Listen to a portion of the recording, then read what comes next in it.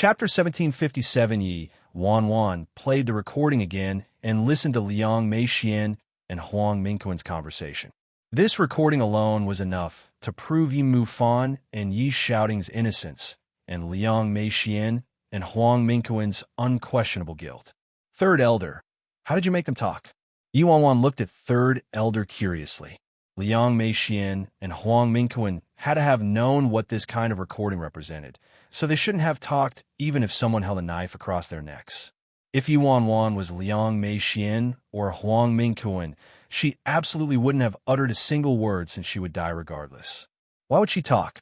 Before Third Elder could reply, Big Dipper bolted forward and hastily answered, Sis Feng, I'm telling you, after Third Elder abducted Liang Meixian and Huang Mingquan, he treated them nicely and didn't beat them or yell at them or deprive them of food or water. The only thing he did was prohibiting them from sleeping. He clipped their eyelids open and added small amounts of sleeping pills to their food and water. Liang Meixian and Huang Mingquan were incredibly tired and confessed to everything for the sake of getting some sleep. They had no choice but to cooperate with us and stage this conversation. Yi Wanwan looked at Third Elder pensively. It had to be said that Third Elder was truly very reliable during crucial moments. It was difficult to imagine what Liang Meixian and Huang Mingquan underwent. Normal people wouldn't be able to endure not sleeping for several days. It wasn't just that, but Third Elder actually added sleeping pills to their food and water. Although Big Dipper said and Liang Meixian and Huang Mingquan were treated nicely, the prohibition of sleep in conjunction with the consumption of sleeping drugs could be considered as one of the cruelest forms of torture in the world. Even professionally trained individuals might not be able to withstand it, let alone normal people. Yi Wanwan recalled how Third Elder was one of her biggest threats when she first arrived at the Fearless Alliance. But once this enemy transformed into a friend, he was evidently very reliable. Sis Feng, no wonder they say old ginger is hotter than young ginger.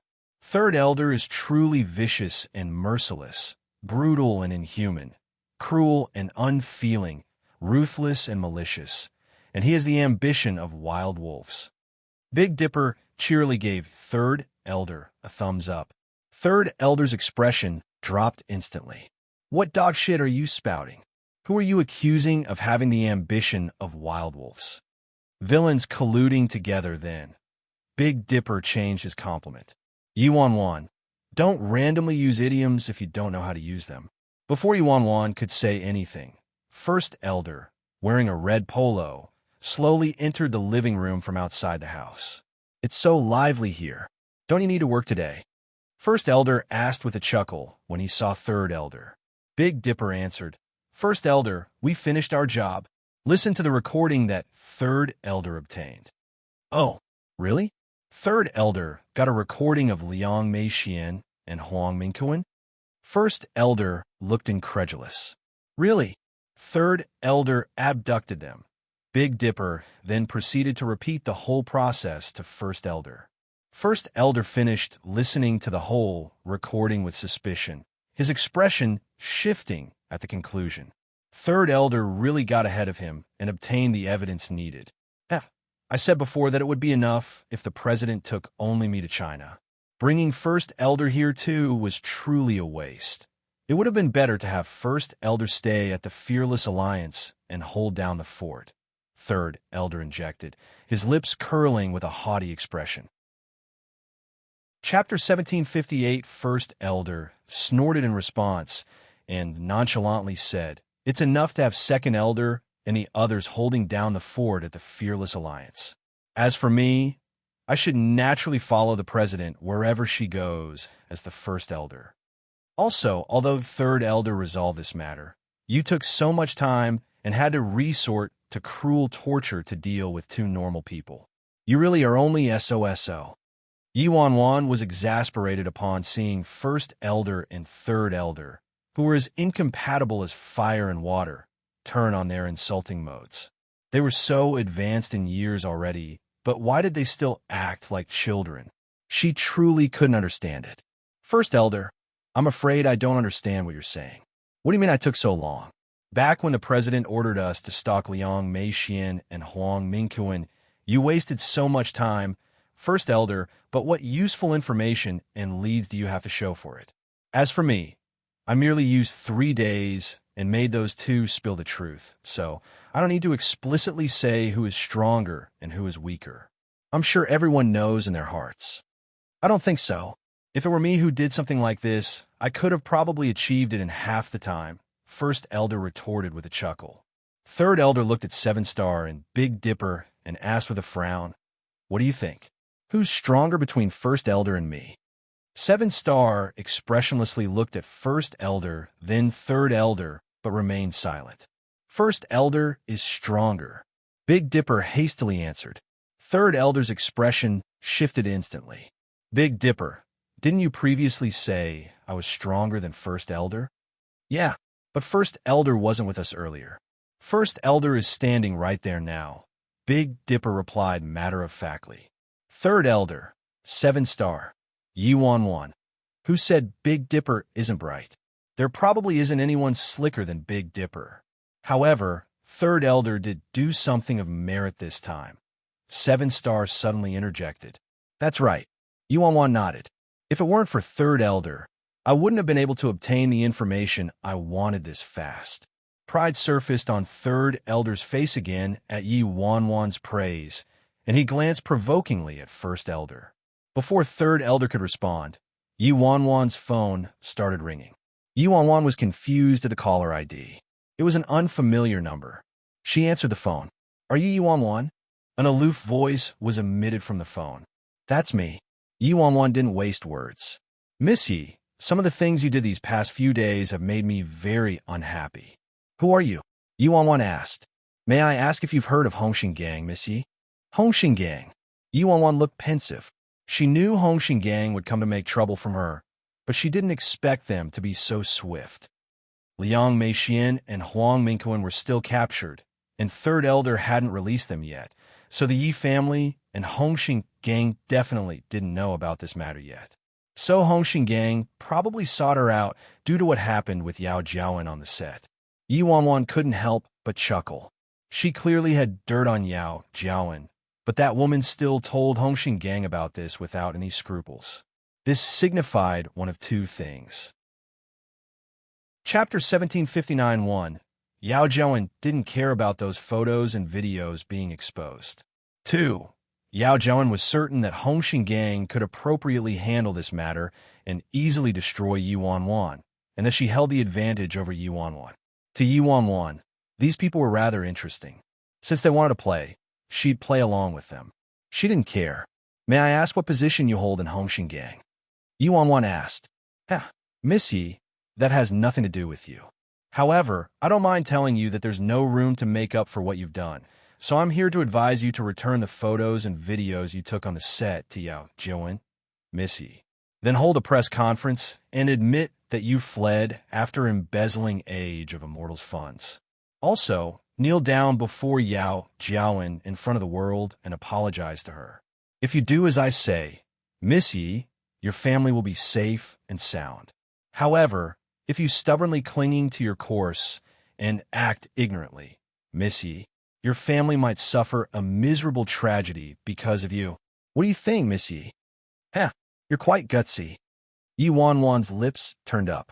You're the first person to dare to talk to me like this. Hongxing Gang, is it? You'll pay tragically for those words. Miss Yi, are you telling me you really are unafraid of death and uncaring about your family's lives? Before the Hongxing Gang member could finish speaking, Yuan hung up. Sis phone, what dog shit is Hongxing Gang? How dare they act so arrogantly? They've probably never died before. Big Dipper said. When Yuan accepted the call, she put on speakerphone, so everyone heard the conversation clearly. President, leave this matter to me too. It won't be long before the Hongxing Gang completely disappears without a person spared. Third Elder promised with a dark expression. Third Elder, you're funny, First Elder retorted. Third Elder knitted his brows and his eyes landed on First Elder in flamboyant red. What do you mean? What do you think I meant? Are you treating this place as the independent state? Third Elder? This is China, a place with institutional laws. Everything has to act with the law in mind, First Elder said. Who needs you to teach me? Third Elder was displeased. Yi Wanwan mulled it over before deciding to assign the resolution of Hongxing Gang's trouble to First Elder. Third Elder was unhappy with First Elder, but it wasn't his place to pursue the matter since Yi Wanwan made her decision already. After that, Yi Wanwan left Golden Seas and brought Seven Star and Big Dipper with her to drive to the sea residence. About half an hour later, under Yi Wanwan's directions, Seven Star parked the car outside the sea residence. Qin Ruashi had gained complete control over the current C family, and she had placed Grandma C under house arrest and stripped Grandma C of all power. Yi Wanwan originally planned to contact 11 and Little Stutter Feng Shuani, but Feng Shuani's number had turned into a blank number while 11's phone remained turned off, so she couldn't contact either of them. Yi Wanwan didn't rashly approach the sea residence. Back in China, Qin Ruashi wanted to deal her a fatal blow multiple times, so Yi Wanwan would complicate the issue unnecessarily if she was discovered. Now, why does that man look familiar? Chapter 1760. Big Dipper had just lit a cigarette when he caught something in the distance. He rubbed his eyes in disbelief and straightened up, pointing at the man in the distance and exclaiming, "Damn, isn't that man Lord Azura?" Yi Wanwan was surprised at the mention of Lord Azura and followed the direction Big Dipper was pointing in. A man in a black suit appeared by the sea residence's main door and turned to leave a second later, leaving his back figure behind. However, his turning allowed Yi Wanwan to clearly see the man's face. As Big Dipper said, this man had identical looks to Lord Azura, except for his black hair. "See Yihin," Yi Wanwan murmured, her heart pounding in her chest. "He doesn't resemble Lord Azura." Seven Star, who was sitting in the passenger seat in the front, expressionlessly said, "They do look very similar, but the way they dress and their mannerisms are very different. Also, this man has black hair." "Follow them," Yi Wanwan ordered immediately. "Will do, sis Foam." Big Dipper tossed his cigarette to the side and stomped on the gas, instantly following the man. As they were about to catch up to the man, he turned into an alley and disappeared without a trace in the blink of an eye. Yi Wanwan told Big Dipper to stop the car at once. They swiftly opened the doors and shot out. However, after searching for a full 15 minutes, they still couldn't locate the man. "Damn, is this a magic trick? He disappeared?" Big Dipper examined his surroundings, but there wasn't any sign of life in the alley. Yi Wanwan was also baffled. Big Dipper and Seven Star both saw the man earlier, so she wasn't seeing things. Moreover, based on that man's style of dress, he was Si Yihin and was vastly different from Lord Azura of the Independent State. Yi Wanwan furrowed her brows deeply. "What's going on?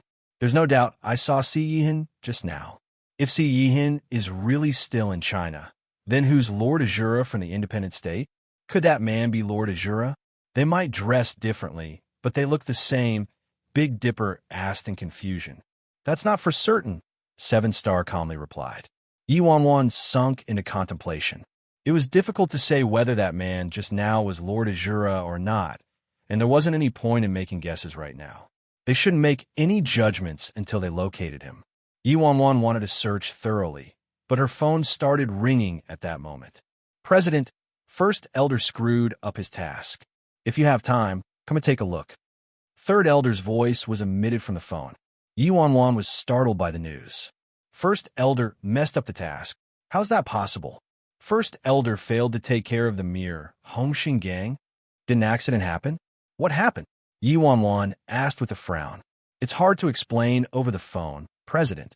It'd be better for you to come and see," Third Elder replied. Yi Wanwan could faintly hear waves of groans and shouts from the other end. "Understood. Send the address to Big Dipper. We'll come over now," Yi Wanwan said. Shortly after hanging up the phone, Big Dipper received an address and GPS location from Third Elder. They immediately returned to the car, and Big Dipper hit the gas, driving to the GPS location. Chapter 1761. An abandoned factory in the capital suburbs. When Yi Wanwan arrived, First Elder and Third Elder were knee-deep in their argument with a person 20 years old or so, lying on the ground next to them. The unconscious young man had a large wound on his forehead, and it was unclear whether he was dead or alive. Yi Wanwan swept her eyes over the stylishly and luxuriously dressed young man. What happened? Big Dipper also looked at the man. Who's this? 7-Star frowned. Liao Haiqing's son, Liao Jiechi. He had researched everything there was to know about Hongxing Gang, so he recognized the man on the ground at one glance. Liao Haicheng was the boss of Hongxing Gang and had 3 daughters and 1 son. Liao Jiechi was his favorite child. Yi Wanwan was surprised. She didn't expect First Elder to abduct Liao Haiching's son in the blink of an eye. Third Elder impatiently tattled.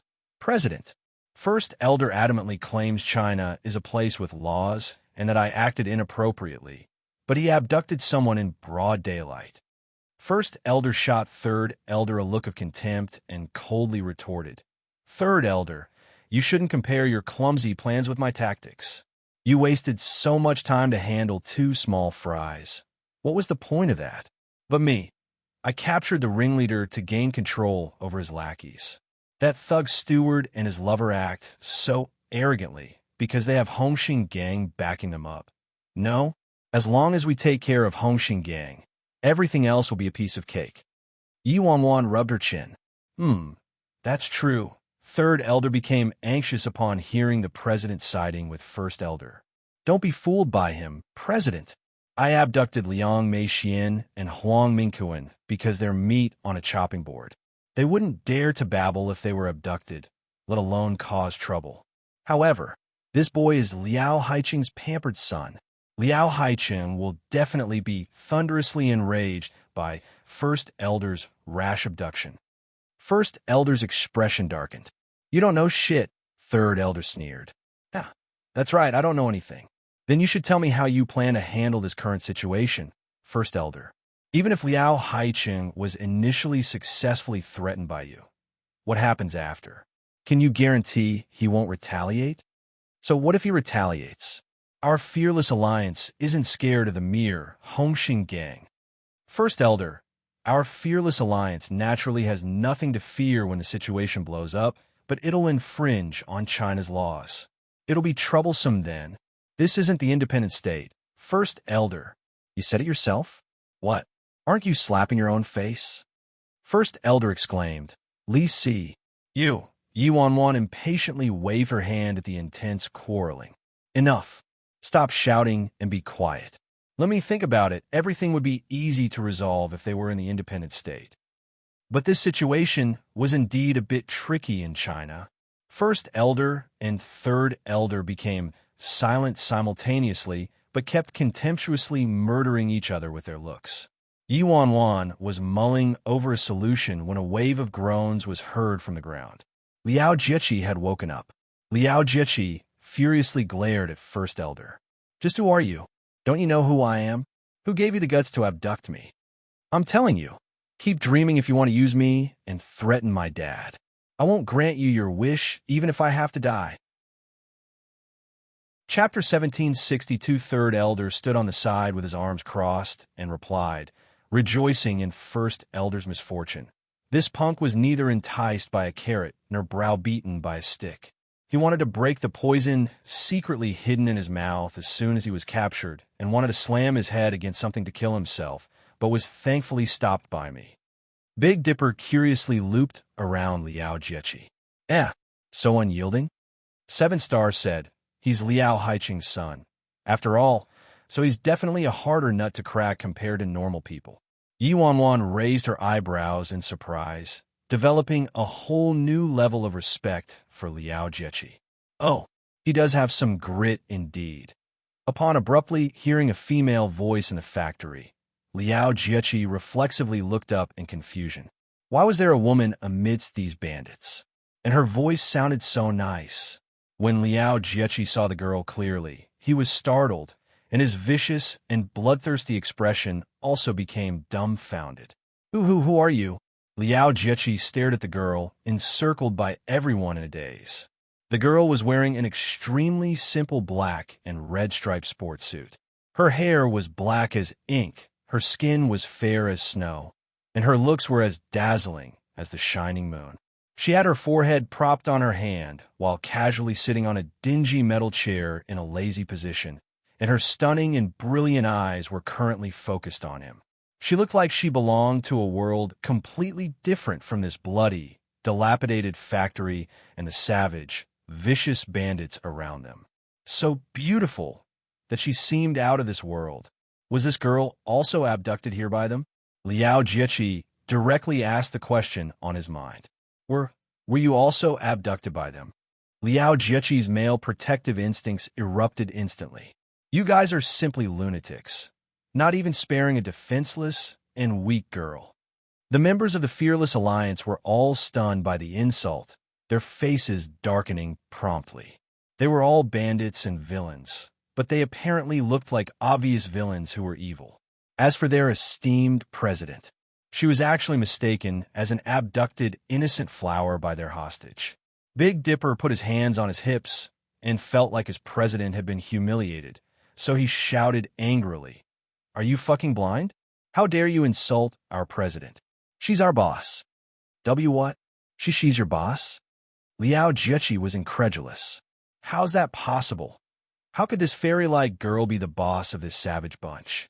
First Elder nervously comforted Yi Wanwan, sweat drenching his forehead. Don't be angry, President. This damn punk mostly likely has vision issues. Third Elder also hastily pacified her. That's right.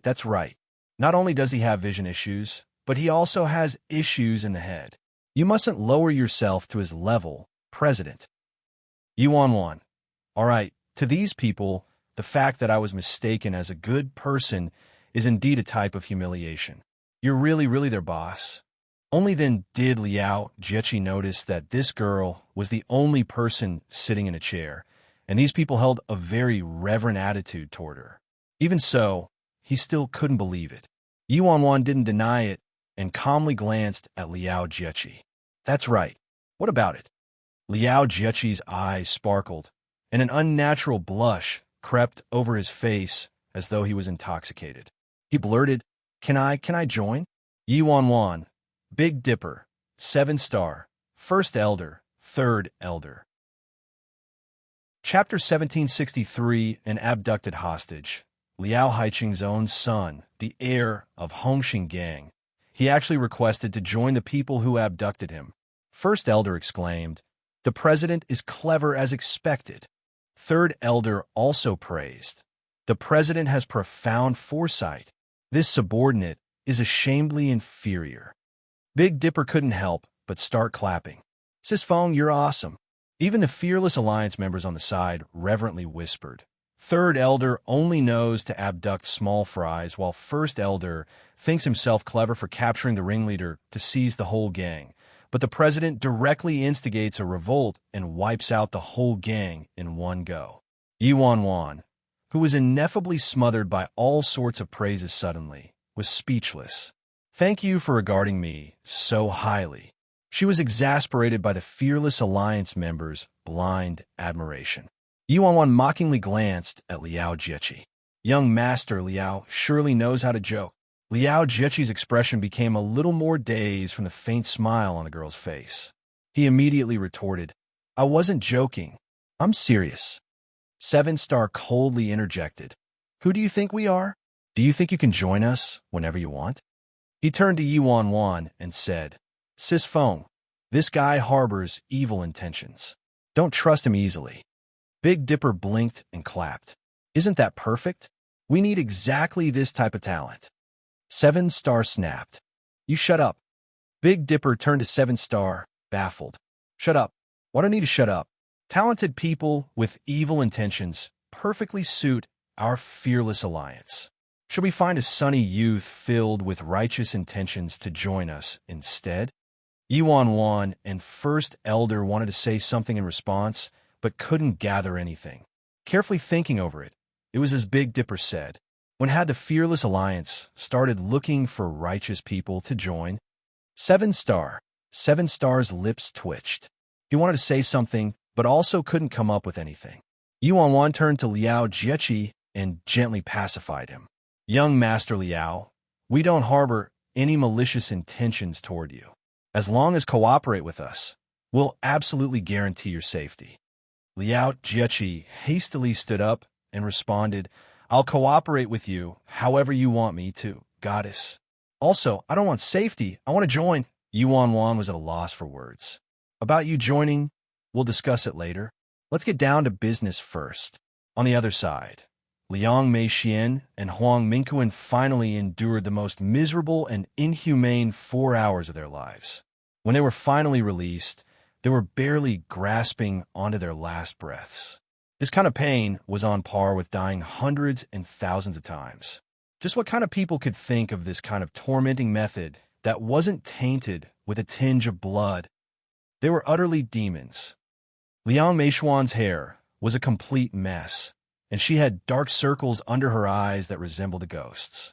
She angrily shouted on the brink of madness, Yuan Wan, you little bitch! How dare you treat me like this? I won't spare you. I absolutely won't spare you. What kind of dregs did that little bitch befriend outside? We must hurry and contact Mr. Liao. Her gutsy move of harming us is equivalent to publicly slapping Mr. Liao's face. I'll bring misery upon her. That's right. Chapter 1764. At a certain high-class clubhouse, Liang Meixian and Huang Mingquan didn't even go home and directly sought out Liao Haiqing. They underwent several days of torment, so they currently resembled refugees and reeked horribly with pallid complexions. Without any surprise, they were stopped by 2 bodyguards in black as soon as they reached the entrance. Who are you? It's me. I'm Liang Meixian. We have something very important to tell Mr. Liao. Liang Meixian hastily said. Liang Meixian? How did you end up like this? The bodyguard now recognized the duo, revealing a contemptuous expression. We were abducted. It was very difficult for us to escape. Abducted? Who's outside? A deep and low voice was emitted from the room. Mr. Liao, it's Miss Liang and Mr. Huang. Let them enter. Yes. Upon hearing Liao Haicheng, the bodyguard led Liang Meixian and Huang Mingquan inside. A man around 50 to 60 years old was leisurely sitting on the sofa with a cigar hanging between his lips. What's the matter? Liao Haicheng examined the ragged duo. Liang Meixian immediately told the story with a string of embellishments. The assistant standing next to Liao Haicheng frowned upon hearing her story. That girl crashed the set of Yao Jiaowen's film a few days ago. Mr. Liao already ordered someone to call and warn her. I didn't expect that girl to be gutsier than we expected and directly abduct you too. What? That little bitch also crashed the set? Huang Mingquan hastily added. Not only that, but that little bitch also sent people to extort a confession from us. You absolutely can't let that little bitch off with a mere warning. Now that she has a confession from us, if we wait for the trial to be held and they win the case, the company will end up in their hands. Liao Haicheng's assistant glanced at Liang Meixian and Huang Mingquan sharply. Does Mr. Liao need a lesson from you on how to do things? The color drained from Huang Mingquan's face, and he said ingratiatingly, Of course not, of course not. Who are you, Mr. Liao? That little bitch is but a mere ant, and you can squeeze her to death with a flick of your fingers. At that point, Liao Haicheng's phone started ringing. The caller was a strange number. Speak, Liao Haicheng expressionless said as he took the call. Liao Haicheng, may I ask, where's your son, Liao Jiechi? A woman's languid and smug voice came from the phone.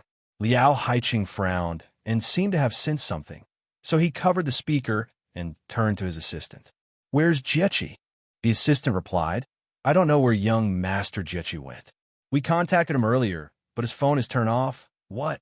Liao Haicheng's expression instantly shifted. As the boss of Hongxing Gang, he instantly understood the caller's intention. Liao Jiechi was most likely in someone else's hands now. What do you want? A trace of fury was evident in Liao Haicheng's voice as he picked up the phone again. Liao Haicheng, I currently have your son, Liao Jiechi. I hope. Before Yuan Wan could finish speaking, a tragic shout was heard from behind her, startling even Yuan Wan. Stop hitting me. Save me. Dad, hurry and save me. I'm about to die. Chapter 1765 Currently, Liao Jiechi was staring at Yi Wanwan with infatuation, but wave after wave of blood-curdling screeches kept escaping his mouth. Jiechi! Liao Haicheng recognized Liao Jiechi's voice instantly. Liao Haicheng understood Liao Jiechi very well, since he was Liao Jiechi's father after all. Unlike father, like son, Liao Jiechi possessed a stalwart personality and could be considered a staunch man with an iron backbone. However, his precious son was producing such heart-wrenching screams at the moment, making it evident that his son was going through substantial torture. Liang Meixian and Huang Mingquan stood in their spots with surprised expressions, ignorant to the situation. If anything happens to my son, I'll make you pay for it, Liao Haicheng coldly shouted with fury. Yi Wanwan chuckled. Liao Haicheng, you should know who I am without me having to tell you. My conflict with Emperor Sky Entertainment has nothing to do with Hongxing Gang, so I hope you won't ask for trouble on your own and meddle in other people's business. You understand me, right? Dad, hurry and save me. Agree to her demands quickly. I can't bear it anymore. Dad, agree to anything this woman says, or else you'll lose me. Dad, Liao Jiechi's yells turned more miserable on the other end of the phone. His acting skills were rather contagious indeed. Big Dipper, 7-star, First Elder, and Third Elder all looked at Liao Jiechi with indescribable expressions, speechless. Not too long ago, Liao Jiechi viewed death as a method of returning home and even boldly declared, "Keep dreaming if you want to use me and threaten my dad. I won't help you achieve your wishes, even if I have to die." In the blink of an eye, he was slapping his own face swollen. Liao Haicheng gritted his teeth, but nodded at last. Fine, I'll agree to stay out of Emperor Sky Entertainment's business. Emperor Sky Entertainment will have zero connections with Hongxing Gang from now on. Also, my wife and children shouldn't be punished for my actions. I hope you will stop harming my son. Otherwise, you know Hongxing Gang's background. I have no problem agreeing to your demands. But if any accidents occur to my son, your whole family will be buried in retaliation. His wife and children shouldn't be punished for his actions? What noble words. However, they had no qualms or apprehensions about abducting Jiang Yanran, a defenseless girl, back then. Yi Wanwan was merely giving him a taste of his own medicine.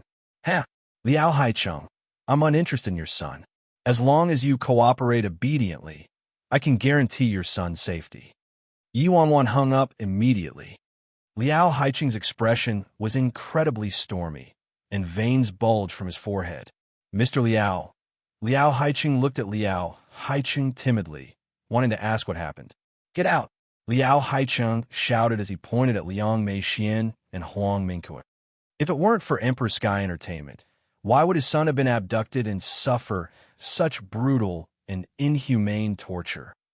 Beat them up then, toss them out. Liao Haicheng seemed to not be satisfied with letting them off easy, so he ordered his assistant to mercilessly teach Huang Mingquan and Liang Meixian a lesson. After being beaten until their skin broke, Liang Meixian and Huang Mingquan were finally tossed out of the clubhouse. The duo were completely bewildered by the beating, utterly clueless from start to end. Back with Yi Wanwan. Yi Wanwan didn't care about Hongxing Gang at all, but this was China. If they forcefully clashed with Hongxing Gang, there wouldn't be a single survivor left in Hongxing Gang, considering First Elder and Third Elder's personalities.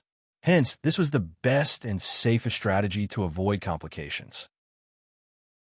Chapter 1766, Brother, nice acting skills. You're as talented as expected. Big Dipper gave Liao Jiechi a thumbs up with immense respect. Now that the matter has been resolved, you can leave. Liao Jiechi was startled and frantically shook his head. I won't leave. Damn. I've never seen anyone like you. Big Dipper was baffled. You won't leave even after being released? How could you? You can't act like this. Use me then turn your back on me like you don't know me. No, I absolutely won't leave. I'll stay right here and won't go anywhere else. Liao Jiechi looked at Yi Wanwan fearlessly. Yi Wanwan, I feel like there's something wrong with his lines. All right, fine, as you wish. You can stay here for now if you want. Yuan said after mulling it over for a moment. If Liao Jiechi returned now, Liao Haiqing might renege on his promise. So it would be better to keep Liao Jiechi here for now and send him home after the matter was completely resolved.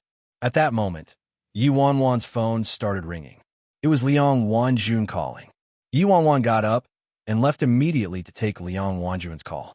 After Yuan left, Liao Jiechi suddenly turned to First Elder and anxiously said, "Oh, right. You must be careful since you're acting against Emperor Sky Entertainment. Emperor Sky Entertainment has some connections with Stars Entertainment. You should know about Stars Entertainment. Their head company is Stars Corporation. Stars Corporation's power in China is truly too immense. Our Hongxin gang is nothing compared to Stars Corporation." Stars Corporation? Big Dipper was taken aback. First Elder, didn't Second Elder call you and tell you he had a company in China called Stars Corporation? Yes, First Elder nodded. Every elder in the Fearless Alliance owns an array of assets in each country. Fearless Alliance? Liao Jiechi suddenly froze and looked at the others, stunned. What did I just hear? Forget it. It'd be better if I let the president know. First Elder turned to leave. Liao Jiechi was still dumbfounded. As the heir of Hongxin gang, Liao Jiechi had naturally heard about the Fearless Alliance. These people never mentioned who they were before, but could it be? Did he actually get abducted by the legendary Fearless Alliance? And the goddess who abducted him was actually the president of the Fearless Alliance? Am I dreaming? I actually got abducted by the Fearless Alliance. If he told others in his circle about this, he would be able to brag about this experience for the rest of his life. Yuan had just hung up when First Elder walked outside. Have you heard of Stars Entertainment in China, President? First Elder asked her. Yuan nodded. Of course. What about them? Due to their status in the international entertainment industry, Stars Entertainment held an unshakable #1 position in China's entertainment industry. Not a single entertainment company could compare to Stars Entertainment. To put it plainly, Emperor Sky Entertainment might be considered a leader in China, but it couldn't squeeze into the top 10 on the international scene. Based on what Yuan knew, Stars Corporation was involved in a broad range of things, and Stars Entertainment was merely one of the many companies managed by Stars Corporation. Aside from dabbling in the entertainment industry, Stars Corporation also dabbled in the development of tourist attractions, properties, and even large-scale amusement parks inside major cities. Chapter 1767, for example, Emperor Sky Entertainment produced some of the top superstars in China at most, but Stars Entertainment produced numerous international superstars, 3 of which had left the silver screen already, but were still considered legends in China's entertainment industry. Whether it was Emperor Sky Entertainment or the Age of Immortals, they all had some form of interaction with Stars Entertainment. Many assignments of artists from Emperor Sky Entertainment went through Stars Entertainment, and they wouldn't dare to act insolently without approval from Stars Entertainment. On top of that, Emperor Sky Entertainment was also required to hand over 10% of their profits to Stars Entertainment every day as their stock percentage. In reality, this supposed percentage was merely a pretext. Other well-known entertainment companies and the Age of Immortals also had to do it. It just sounded better to call it Stars Entertainment stock percentage. To put it bluntly, it was a tribute they handed over to Stars Entertainment. Aside from dabbling in all sorts of industries, Stars Corporation was also considered an omnipotent entity amongst the mafias. Groups like Hongxin Gang were on completely different levels from Stars Corporation. They probably weren't even qualified to hold Stars Corporation's shoes. Yuan looked at First Elder, slightly confused. Why did First Elder suddenly mention Stars Entertainment out of nowhere? First Elder, how do you know about Stars Entertainment? Yuan was baffled. She herself only vaguely knew about the existence of Stars Corporation after creating the Age of Immortals and leading it. However, First Elder had only been in China for a few days. How did he know about a company like Stars Corporation?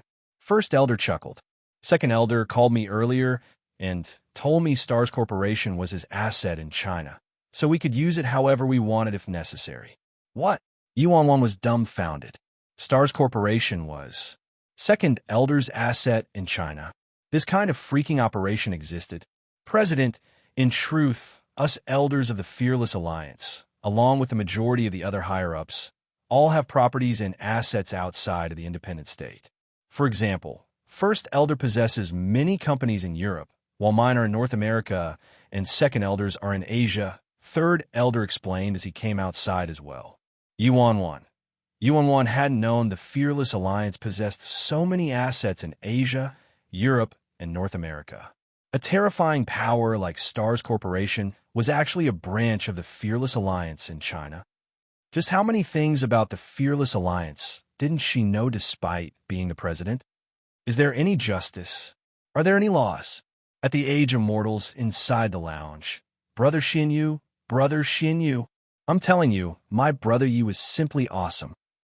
She had the brilliance of the sun and moon draped over her, and she rode on a trail of rainbow-colored auspicious clouds to save me in the midst of thousands of soldiers and horses. She dazed everyone with how handsome she was. Yao Jiawen and those tall and stocky thugs were all beaten black and blue. Gong Su provided Han Xinyu with an animated description as he was sitting on the sofa. Han Xinyu chuckled. Really? Of course. She was super handsome. It's such a pity you didn't see it yourself. But only I could have seen this kind of scene, of course. Brother Yi indulges me the most, Gong Su said, drunk on his own story. At that moment, Luo Chun walked out of the break room with a cup of water in hand. Chapter 1768. Gong Su leaped toward Luo Chun at once.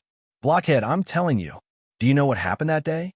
You absolutely can't imagine it. But Brother Yi had the brilliance of the sun and moon draped over her, and she rode on a trail of rainbow-colored auspicious clouds to save me in the midst of thousands of soldiers and horses.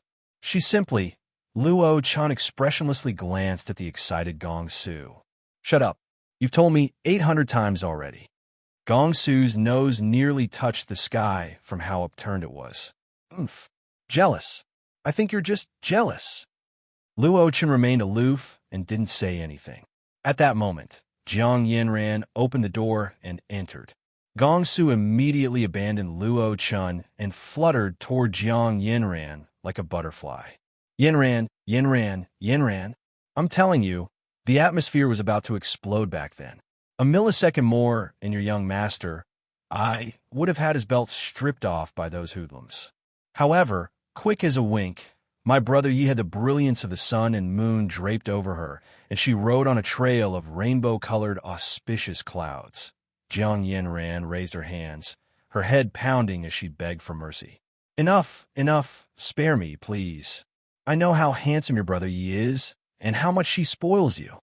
These past few days, every time Gong Su saw someone, he would repeat how Wan heroically saved the damsel in distress back then, and no one was exempt. From Han Xinyu to Luo Chun, from Jiang Yinran to Fei Yang, and from Shaoqing to Dong Zai, they all wished nothing more than to sew Gong Su's lips shut from their annoyance. Fei Yang was sitting in front of the long table processing documents. His expression was serious as he reflected. Actually, Yi by acting in such a high-profile manner surprised me. This doesn't seem to match her modus operandi. Hiring 2 thugs to meet Yao Zhouan's force with force might relieve frustrations temporarily, but I'm afraid it will cause no end of trouble. Han Xinyu's eyes glinted. Even Fei Yang realized it. So Han Xinyu was also aware, of course. Gong Su's incident indeed didn't resemble Yi Bai's usual modus operandi. Gong Su was unconcerned. The 2 people who came back with Brother Yi were super fearsome. They're simply martial arts experts. I've never seen people like them outside of movies. They could defeat 10 people single-handedly, easy peasy. Fei Yang sighed. Even if Yi Bai came back with helpers, her opponents aren't minor street delinquents. It's Hongxing Gang. After suffering such a large grievance, Yao Jiawen absolutely won't take things lying down. Hongxing Gang is probably aware of this matter already. Gong Su confidently retorted, is it really that serious? I think that absolutely nothing will happen as long as Brother Yi is here. My brother, Yi isn't the impulsive type. Since she dared to do this, she must have made preparations. Don't worry needlessly. Gong Su's expression was essentially that of a love-struck teenage girl who blindly admired and trusted her boyfriend.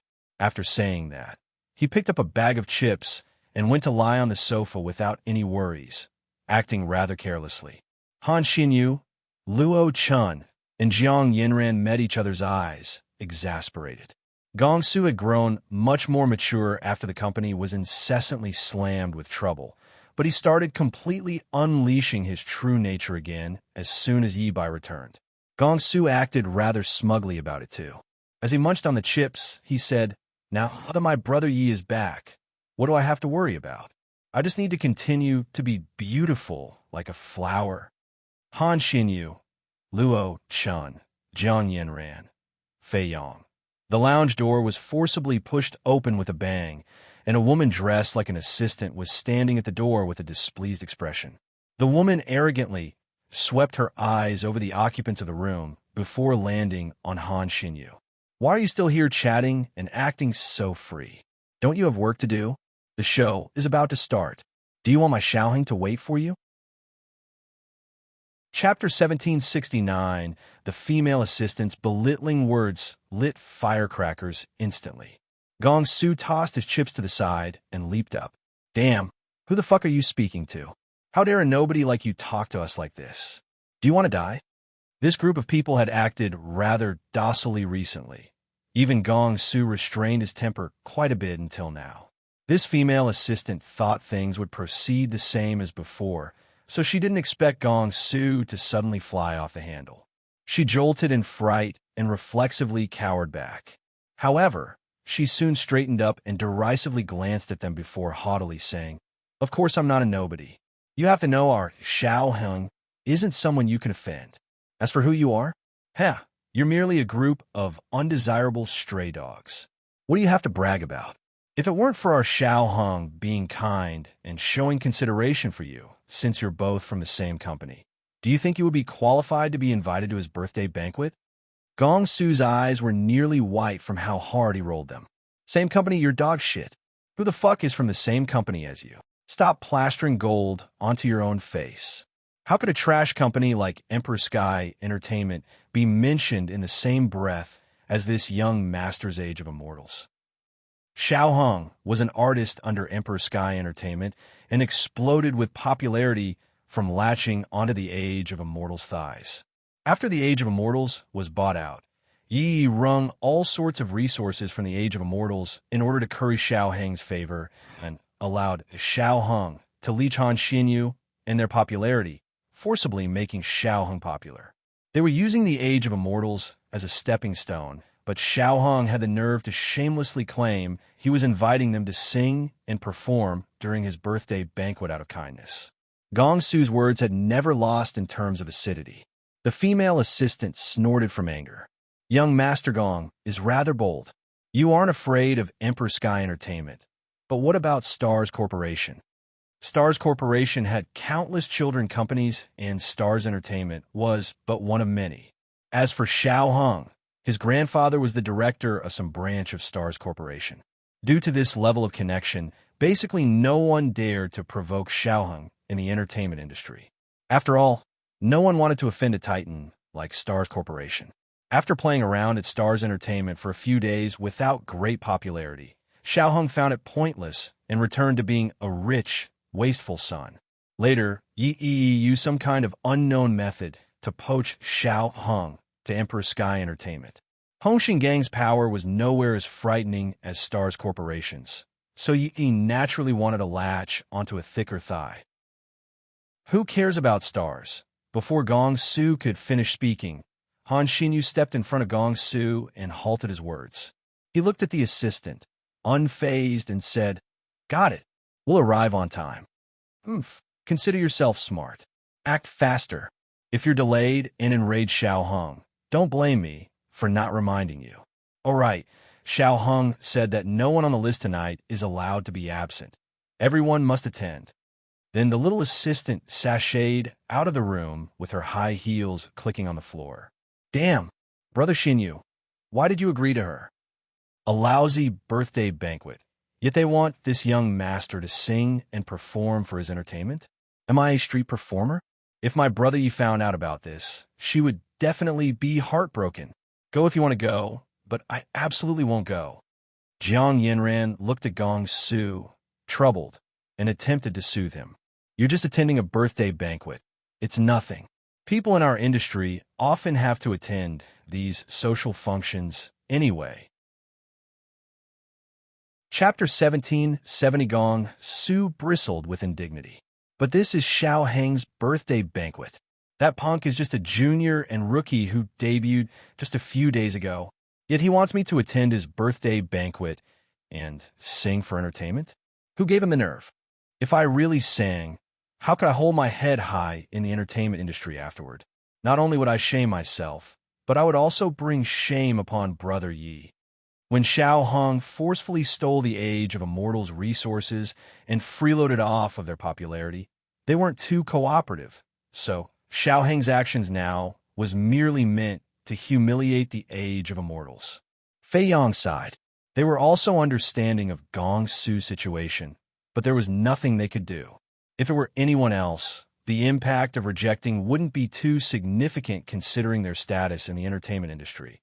But this time, they couldn't afford to offend someone who had a background like Xiao Heng. Back then, Yi purposefully used Xiao Heng to suppress them. Fei Yang walked over and clapped Gong Su on the shoulder. Forget it, Gong Su. Don't lower yourself to their level. It's just a song, so pretend you're singing to a dog. Gong Su protested. I don't want to. You go sing if you want. Jiang Yanran said, Gong Su, listen to me. Gong Su clasped his ears. I won't. The others were exasperated. Once Gong Su was determined to act stubborn, no one could persuade him otherwise. They didn't dare to disturb the only person who could persuade him. However, if they offended Stars Corporation, the Age of Immortals would be done for. The room was locked into a stalemate. At that moment, Luo Chun aloofly interjected, You don't have to go, but I'll tell Brother Yi that you had 13 different girlfriends while she was gone. Gong Su shot up from a sofa like a fire was lit under him. Damn bullshit. There was only 12. Wait, blah. When did I switch girlfriends? This young master was clean and chaste and didn't date anyone. It was those shameless women who glued themselves onto me to freeload off of this young master's popularity. All right? Luo Chun retorted. You could try and see if Brother Yi believes you or me. Gong Su was stunned. When he realized he had too much dark history, his trustworthiness was too low, and Brother Yi did trust Luo Chun more. He was incensed. Why you? Damn, Luo Chun, this again. You despicable, shameless scoundrel. In the end, Gong Su was forced to follow them while fuming with rage between gritted teeth. Meanwhile, Yi Wanwan was still discussing Stars Corporation with First Elder and Third Elder. Since you're in China, President, why don't we go to Stars and perform an inspection? Third Elder suggested. Yi Wanwan rubbed her chin in thought. Go to Stars to inspect it? Chapter 1771, Stars Entertainment. Yi Wanwan murmured to herself. Never would she have expected this internationally prominent entertainment company to be an asset under Second Elder of the Fearless Alliance. Following this line of thinking, since Stars Corporation belonged to Second Elder, it was also a part of the Fearless Alliance. Ever since arriving in China, First Elder understood that their president didn't want to cause unnecessary trouble in China and greatly preferred to avoid using their martial strength. Yi Wanwan contemplated the matter for a while before deciding to head to Stars Entertainment to take a look. Stars Entertainment had always been very low profile, but held an immense, frightening influence over China. None of the other entertainment companies in China could compare to Stars Corporation. Even a top-notch entertainment company like Emperor Sky Entertainment had to act reverently towards Stars Entertainment, afraid to evoke their displeasure. Stars Entertainment possessed a lot of branches in China and several major branches in Imperial City. They decided to drive to Stars Entertainment's biggest branch in Imperial City. Why are you two following us? Third Elder looked at Seven Star and Big Dipper, who entered the car with them, a frown on his face. Big Dipper looked at Third Elder, bewildered. What? Why can't we accompany Sis Phone? Don't you have to watch over Liao Jiechi? Third Elder rebutted. Big Dipper giggled. You're being overly cautious, third elder. Liao Jiechi, that punk, doesn't need any watching over. Even if you try to drive him out with a club, he wouldn't leave. Moreover, aren't there elites guarding him? This minor task doesn't require the services of old 7 or me. You would be using an ox cleaver to slaughter a chicken. He instantly turned to Yi Wanwan. Am I right, Sis Feng? I really don't want to talk to you. Please drive faster, driver. Moments later, First Elder pulled to the side of the road and parked. Ahead of them, an imposing building towered over them with Stars Entertainment hanging from the top. Stars Entertainment, the international holy land of entertainment. Damn, I couldn't see the top even if I looked up. Big Dipper blabbered incessantly as he examined Stars Entertainment. Old Second is so wealthy. Even First Elder couldn't help musing. Third Elder interjected. So what if he's wealthy? Is being wealthy a big deal? 7-Star turned to Third Elder and nearly blurted. Being wealthy is a big deal indeed. In the Fearless Alliance, everyone knew the wealthiest higher-up was Second Elder. However, Second Elder's initial funds were taken from the Fearless Alliance. In other words, Stars Corporation wasn't considered a true private asset and actually belonged to the Fearless Alliance. Of course, Yuan wouldn't fight about this kind of thing. It didn't matter whether it was an asset of the Fearless Alliance or Second Elder. Wasn't Second Elder a member of the Fearless Alliance anyway? Second Elder still has a long way to go to catch up to First Elder and Third Elder. Big Dipper derisively shook his head at the skyscraper in front of him. Yi Wanwan's eyes shone brightly as she turned to First Elder and Third Elder. Was Big Dipper saying, First Elder and Third Elder were wealthier than Second Elder? Yi Wanwan always thought the Fearless Alliance was actually an extremely destitute and downtrodden faction. Otherwise, why do they need to steal? Chapter 1772, the Fearless Alliance's higher-ups all had their own assets in Asia, North America, and Europe. Could First Elder and Third Elder's assets? Catching Yi Wanwan's gaze, First Elder was dumbfounded. I do business in the mercenary industry, so I'm not as wealthy as Second Elder. Second Elder is accumulating wealth by unfair means. I'm earning money through blood and sweat. That's right, First Elder is right. We're earning hard-earned money. Third Elder hastily agreed. For some reason, First Elder and Third Elder were both unsettled by Yi Wanwan's look. TSK, Sis Feng, Second Elder is ignoring his real job too much. Since when did our Fearless Alliance start earning money? Our normal style is stealing the money of other people who've made money. Now, though, the Fearless Alliance's elders are earning their own money. What a disgrace to the Fearless Alliance! Big Dipper exclaimed self-righteously. Everyone was taken aback. Look, Sis Feng, we're bandits, and you're the bandits' boss. It's humiliating how Second Elder isn't doing his job as a bandit and became a businessman instead, engaging in real estate and the entertainment industry. He's humiliating himself all the way overseas. Sis Feng, you have to hurry and manage him, Big Dipper declared with disappointment. Yi Wanwan, what should I say to that? 7-Star glanced at Big Dipper. You're just holding a grudge because you asked Second Elder to lend you money last time, and Second Elder didn't lend any to you. The others all turned to Big Dipper. Big Dipper was a bit embarrassed. He first fiercely glared at 7-Star before sneering. Old 7, what are you joking about? Borrowing money. Am I that kind of person? I needed to ask Second Elder to lend money to me? You think I lack money? Who in the Fearless Alliance doesn't know I spend money like water and am used to being extravagant? If I was poor, would I spend money extravagantly? Yi Wanwan actually didn't have anything to refute Big Dipper's logic. But if he didn't lack money, why would he con $100,000 from piece of shit at the risk of being beaten to death? 7-Star nodded calmly and glanced at him aloofly. You're right, and I do understand that reasoning, but when you will pay back the money you borrowed from me 3 years ago?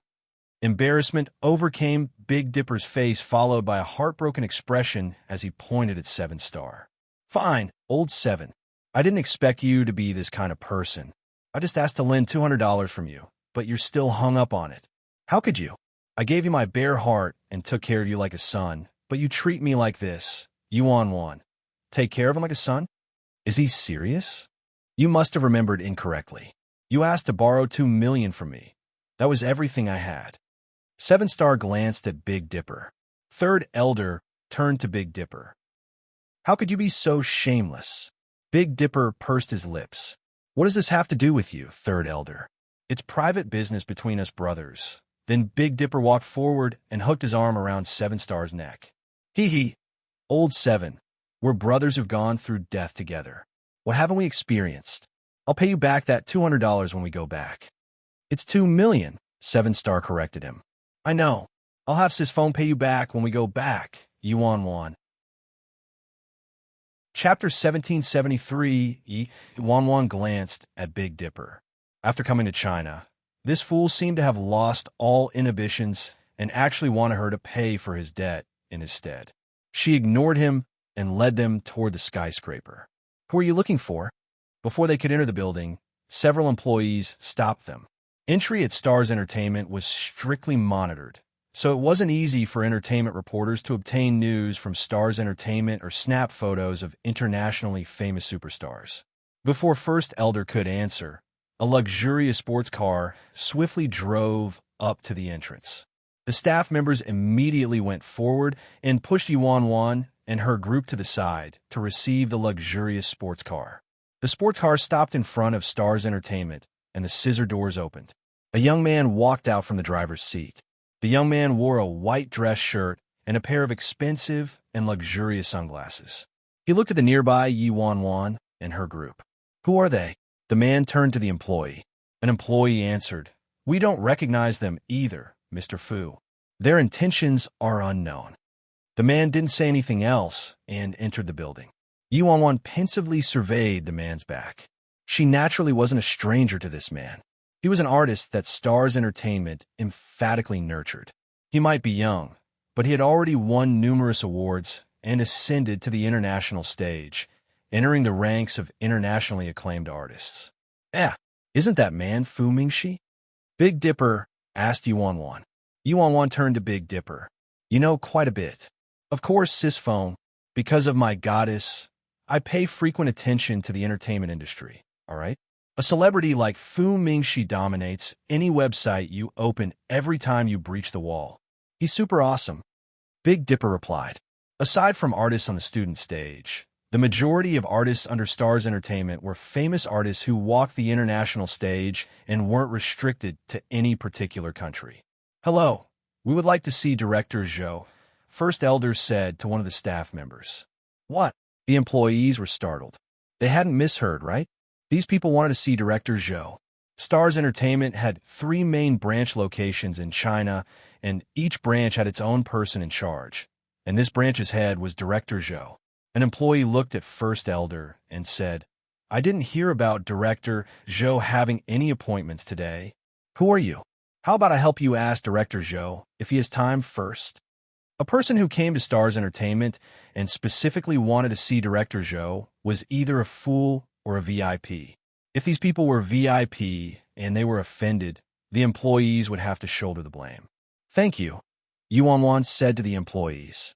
One of the employees picked up the phone and called someone. Director Zhou doesn't have any appointments today and doesn't know you, the employee said to Yuan and her group without any cordiality after hanging up the phone. Third Elder's expression darkened. First Elder frowned. What happened on Second Elder's end? Didn't he say he called ahead of time already? Chapter 1774. Isn't this ye by from Age of Immortals? A woman holding folders appeared behind them and asked with a smile after examining Yuan for a bit. Oh, apologies. Allow me to introduce myself first. I'm Fu Mingxi's assistant. The woman continued after seeing Big Dipper and the others looking at her. Sister Macy, these people insist on seeing Director Zhou, but we just contacted Director Zhou's secretaries, and they said Director Zhou doesn't have any appointments today, so the woman, Macy, snorted. Random stray dogs and cats can't enter Stars Entertainment willy-nilly, understood? The employees immediately nodded, and one of them answered, Of course. Don't worry, Sister Macy. We won't allow a single fly to enter here. Shit. Who are you calling stray dogs and cats? Big Dipper pointed at the woman with a displeased expression. Macy glanced at Big Dipper before turning to Yuan. What? You want to make a comeback just because you took in a few nobodies? Jiawen told me you fled after you embezzled the age of immortals' funds.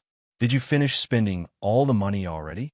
At the mention of Yao Jiawen, Yuan finally understood why this woman targeted her like this. It turned out this woman knew Yao Jiawen and appeared to have a good relationship with her.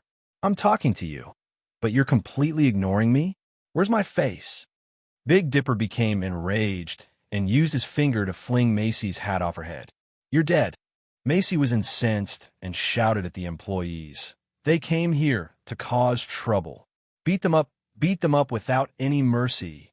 The employees swiftly dashed forward and surrounded Big Dipper and the others. Less than 30 seconds later, the employees lay on the ground, terribly battered with begs for mercy and wails of anguish escaping their mouths. Big Dipper dusted off his hands before picking up the dumbstruck woman and traipsing inside Stars Entertainment. Yuan and the others followed him inside the building. As soon as they entered, they were surrounded by dozens and layers of guards. Mr. Fu, save me. The woman called for help when she saw Fu Mingxi drawing near. Before Fu Mingxi could respond, a somewhat portly middle-aged man around 40 years old walked toward them. Who are you? Who gave you the nerve to cause trouble at Stars Entertainment? The portly man shouted at Big Dipper and Yuan. Director Zhou, hurry and save me, Macy yelled at the man. You're Director Zhou of this branch? First Elder inquired. And who are you? The portly man retorted coldly. No one had dared to cause trouble at Stars Entertainment before. First Elder was too lazy to waste his words with this man and directly called Second Elder. A moment later, First Elder tossed the phone toward the man. Listen for yourself. The man put the phone next to his ears with a puzzled expression. A few seconds later, shock took over the portly man's face, and he frantically nodded.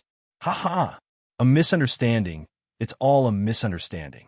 Boss intended to have you go to the second branch, and they're all prepared over there, but you visited the wrong branch. So I didn't hear about this at all, Director Zhou said to Yuan amiably immediately. Yuan and the others turned to the embarrassed First Elder.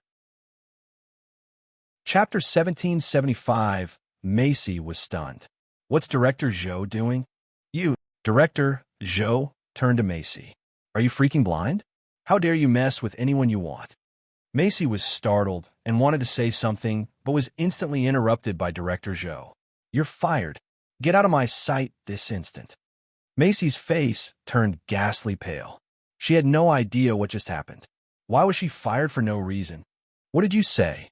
The silent Fu Mingxi slowly picked off his glasses and stared at Director Zhou.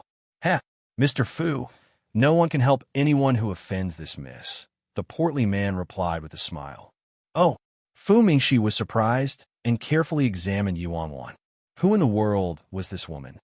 Director Zhou shouted. Why are you still standing here? Security, toss her out. Macy was swiftly thrown out of Stars Entertainment by several security guards. Come, please enter, Director Zhou said to Yuan and her group with an ingratiating smile. They followed Director Zhou upstairs and entered his office. Since we came to the wrong branch, we won't disturb you, First Elder said in the office. Director Zhou's expression shifted immediately. No. The other branch is far away. To be honest with you, when we learned in a meeting that this honorable lady wanted to visit a branch office, us 3 major branches all wished to be graced by luck. Unfortunately, this opportunity didn't fall on this branch. But now, this opportunity was given to us by the heavens. It must have been heaven's will. Yuan. Director Zhou is quite clever with his words. Director Zhou secretly studied Yuan. Although he didn't know this woman's background, she had to have a notable background to make Big Boss act so seriously. Based on her looks, she might even be their Big Boss lover. Soon, a video call flashed on the big screen in Director Zhou's office. Director Zhou accepted the call immediately. Second elder's face appeared on the screen. Chairman Fu. Director Zhou respectfully greeted as soon as he saw second elder. Grandpa. Fu Mingxi also called out at the same time. Grandpa. Yi Wanwan and the others were surprised. Fu Mingxi was actually second elder's grandson. No wonder Fu Mingxi dared to question Director Zhou when Director Zhou fired his assistant earlier despite Director Zhou being the head of this branch. It turned out Fu Mingxi was the grandson of Stars Corporation's boss. President, I sincerely apologize. It was my fault for not notifying people properly. Please punish me, President. On the screen, second elder hastily stood up and reverently apologized to Yi Wanwan. Director Zhou and Fu Mingxi froze in their spots and turned to look at Yi Wanwan like they had seen a ghost. Director Zhou knew their big boss was the second elder of the Independent States Fearless Alliance, an all-powerful, fearsome figure. Now, though, their big boss actually called this woman before them president. Director Zhou previously thought Yi Wanwan was second elder's lover. However, it appeared this woman wasn't their big boss lover at all. She was freaking their big boss's boss. Chapter 1776 Pre-President. Fu Mingxi stared at Yi Wanwan, golden light emanating from his eyes and an incredulous expression overcoming his face. Earby phone. President Bai, are you really Lady President? Fu Mingxi shot toward Yi Wanwan instantly, but before he got too close, he was blocked by 7-star. Insolence isn't permitted before the president. Fu Mingxi glared at 7-star with a frown. Aren't you too tyrannical, 7-star? The president doesn't belong to you. Moreover, you can't match my relationship with the president. Yi Wanwan's heart skipped a beat. Why does words sound weird? What relationship could I have with this Fu Mingxi? Fu Mingxi's eyes continued to shine as he stared at Yi Wanwan. Traces of shyness leaked from his mannerism before he proudly said to 7-star, I have an engagement with the president. Yi Wanwan immediately spat out the sip of tea she just drank. What? I have an engagement with Fu Mingxi? Why does Bai Feng have an engagement with people everywhere I go? An engagement? Yi Wanwan reflexively looked at Fu Mingxi. Fu Mingxi nervously asked, You don't remember, President? 5 years ago, my grandpa betrothed me to you. Although I've always lived in China due to my bad health, Grandpa showed you my picture back then, and you agreed. In the video call, second elder immediately echoed. That's right, Mingxi has belonged to you for a long time now, President, but you weren't in the independent state these past years, so the marriage kept being delayed. Yi Wanwan, what do you mean he belongs to me? What do you mean you betrothed him to me? Don't talk so frighteningly, okay? I merely came here to inspect this place. How did I suddenly gain a fiancé? Second elder continued. Don't worry, President. While you were gone, Mingxi was very obedient and well-behaved and kept himself clean and chaste. He absolutely isn't tainted with any bad habits from the industry. He was ready to consummate the marriage as soon as you came back. However, you just returned to the alliance months ago, so you were bombarded by numerous affairs and overly busy, so I didn't get a chance to mention it. This is also a good opportunity, though. Fu Mingxi nodded and enthusiastically said, Of course. There isn't a woman who's qualified for a gaze from me aside from the president. Following the president is my only dream in life. I'll belong to the president until I die. The president is still single, Mingxi. If you have the fortune of being married to President Fearless, the entire Fearless Alliance would belong to you as well in the future. Second elder roared with laughter from the other end of the video call. Yi Wanwan was speechless. Aren't you too frank, second elder? Big Dipper propped his hands against his hips. Blah. Second elder, I don't think there's anything worth mentioning about your grandson, except for being a little good-looking. Yet, he wants to get married to Sis Feng. I won't agree to this marriage. Even if old Seven was getting married to the president, he would be a better option than your grandson. 7-star, first elder, and third elder finally realized something was amiss. Third elder forcefully slapped the table. Aren't you too shameless, second elder? He's simply selling his grandson for glory. He's ludicrous. Why didn't I think to do this? My useless sons only know how to offend the president. So second elder managed to snatch a chance first. If Fu Mingxi really became the president's man, then the entire Fearless Alliance will become Second Elder's domain. That wouldn't do. Chapter 1777 anyway. He absolutely couldn't allow Second Elder to snatch this opportunity. Did this old geezer think he was the only one with a grandson? Third Elder's eyes shifted, and he hastily recommended his own people. President, my eldest grandson, Li Wenyao, is also an outstanding person. You've seen Wenyao, President. His looks are superb as well. Otherwise, what do you think about my youngest son, Li Ziyu? Ziyu also has fine looks, and he's merely a few years older than you. President. First Elder's face turned black with anger. These two old misers, they were actually using such crooked methods to strive for the president's favor. Were they bullying him for being single and not having any sons? He would allow anyone but these two old geezers to reap benefits. And so, First Elder also hastily interjected, President, if you really want to choose someone from the Alliance, I recommend Jiangli. Jiangli might not be as handsome, but his martial arts skills. Jiangli was First Elder's godson. Third Elder immediately shoved First Elder to the side. Why are you mentioning him if he doesn't have good looks? You don't even know the president's tastes, so don't randomly try to matchmake. At the mention of looks, Fu Mingxi evidently gained more confidence. President, I know you like good-looking men.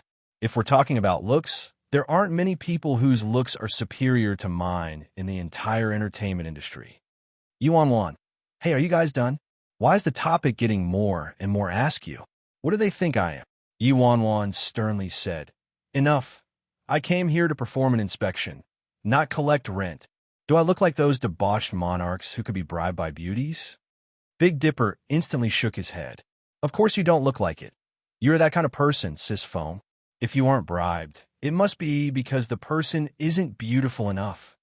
Yuan, come over here and I guarantee I won't kill you. Yuan cut this topic short, reaching the end of her patience. All of you shut up. Let's talk business. Second Elder looked at Director Zhou and instructed, Zhou Tao, the president's orders are my orders. The entire Stars Corporation can be changed however the president wants while she's in China. No disobedience is permitted. Zhou Tao vehemently nodded with an excited expression. Of course. I understand. Thank you for Chairman Fu and Lady President's trust. Then Zhou Tao and Second Elder held a brief meeting and reported some information to Yuan.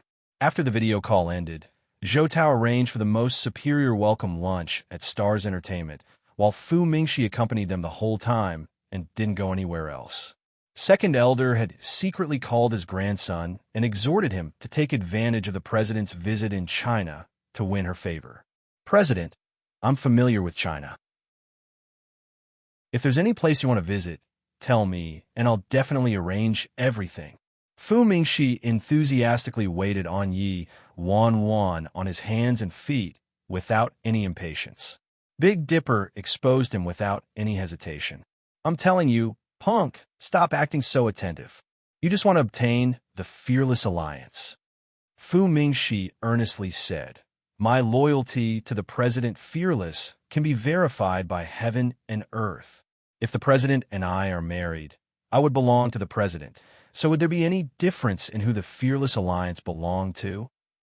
Anyway, the President is currently battling goo poison, so she might need someone to ease the effects in case the poison acts up before an antidote is found.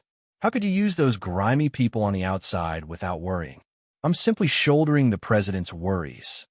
At the mention of the love goo, Yuan recalled a certain person and became more annoyed.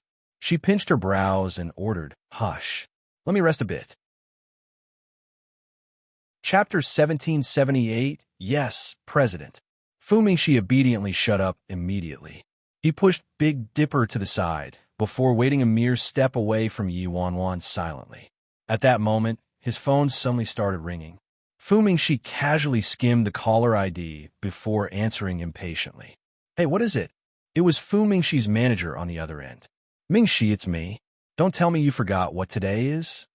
What's today? Fu Mingxi sounded uncaring. His manager became anxious at once and quickly reminded him. Mingxi, Today is Xiao Heng's birthday banquet. I told you beforehand. After all, Xiao Heng is Su Xiaohao's grandson, who's a director at Stars Corporation. It'd be beneficial for you to wish Xiao Heng happy birthday and make some connections with the higher-ups at Stars Corporation. The fact that Fu Mingxi was the grandson of Stars Corporation's chairman of the board was kept confidential, so no one in Stars Entertainment knew about it, including his manager. Fu Mingxi curled his lips scornfully. He felt nothing but disdain about his manager's words. Who the heck was Su Xiaohao? Su Xiaohao was merely a minor director at a Chinese branch, but his grandfather, Fu Hongru, was the chairman of Stars Corporation and the second elder of the Fearless Alliance. In the future, he would become the man of the president of the Fearless Alliance. He, Fu Mingxi, was a higher-up amongst higher-ups. Why would he need the help of a nobody like Xiao Heng to befriend Stars Corporation? I have something important to do today. Help decline it on my behalf, Fu Mingxi nonchalantly replied. As soon as the manager heard that, he looked troubled.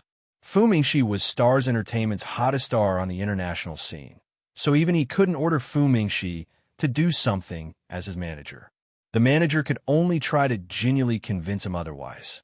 Mingxi, you just need to show your face, and it won't waste much time. Half an hour, no, just 10 minutes. You just need to stay 10 minutes. How about that? In order to make Fu Mingxi agree, the manager's eyes shifted and he added, all right, aren't you rather interested in that Golden Orchid Best Actress, Jiang Yanran? All of the artists from the Age of Immortals will be attending today. Yi Wanwan was rather close to Fu Mingxi, so she could faintly hear most of the conversation. At the mention of Jiang Yanran and the Age of Immortals, she reflexively looked up at Fu Mingxi. Fu Mingxi was scared shitless and immediately cursed his manager out. In nonsense. Why would I be interested in other women? Who's the one spreading rumors? Did the one die? I have no idea who that Yin something Ran something person is. He merely thought that woman had decent acting skills and casually complimented her. Yet this incompetent fool decided to slander him.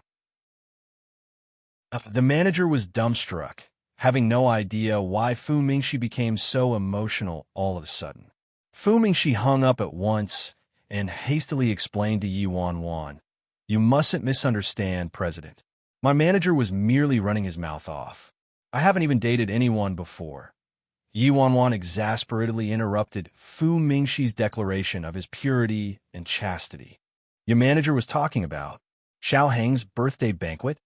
"That's right, but he's just the grandson of a branch head. No need to pay attention to him, President," Fu Mingxi answered. "Xiao Heng is an artist under Emperor Sky Entertainment?" Yi Wanwan asked. He used to be from Stars Entertainment, but couldn't get by anymore, so he went to Emperor Sky. He's only popular from freeloading off of other people's popularity. Fu Mingxi looked derisive of the other man. Chapter 1779. Yi Wanwan previously looked into information related to Xiao Heng and knew he was the trump card that Yi used to suppress the Age of Immortals. Han Xinyu and the others suffered quite a few losses against him. Fu Mingxi pursed his lips. He's just the grandson of a branch head, but actually claims he's the crown prince of Stars Corporation. Seriously, I, the genuine crown prince, haven't said anything myself. Who does he think he is? Yi Wanwan gave it some thought before glancing at Fu Mingxi.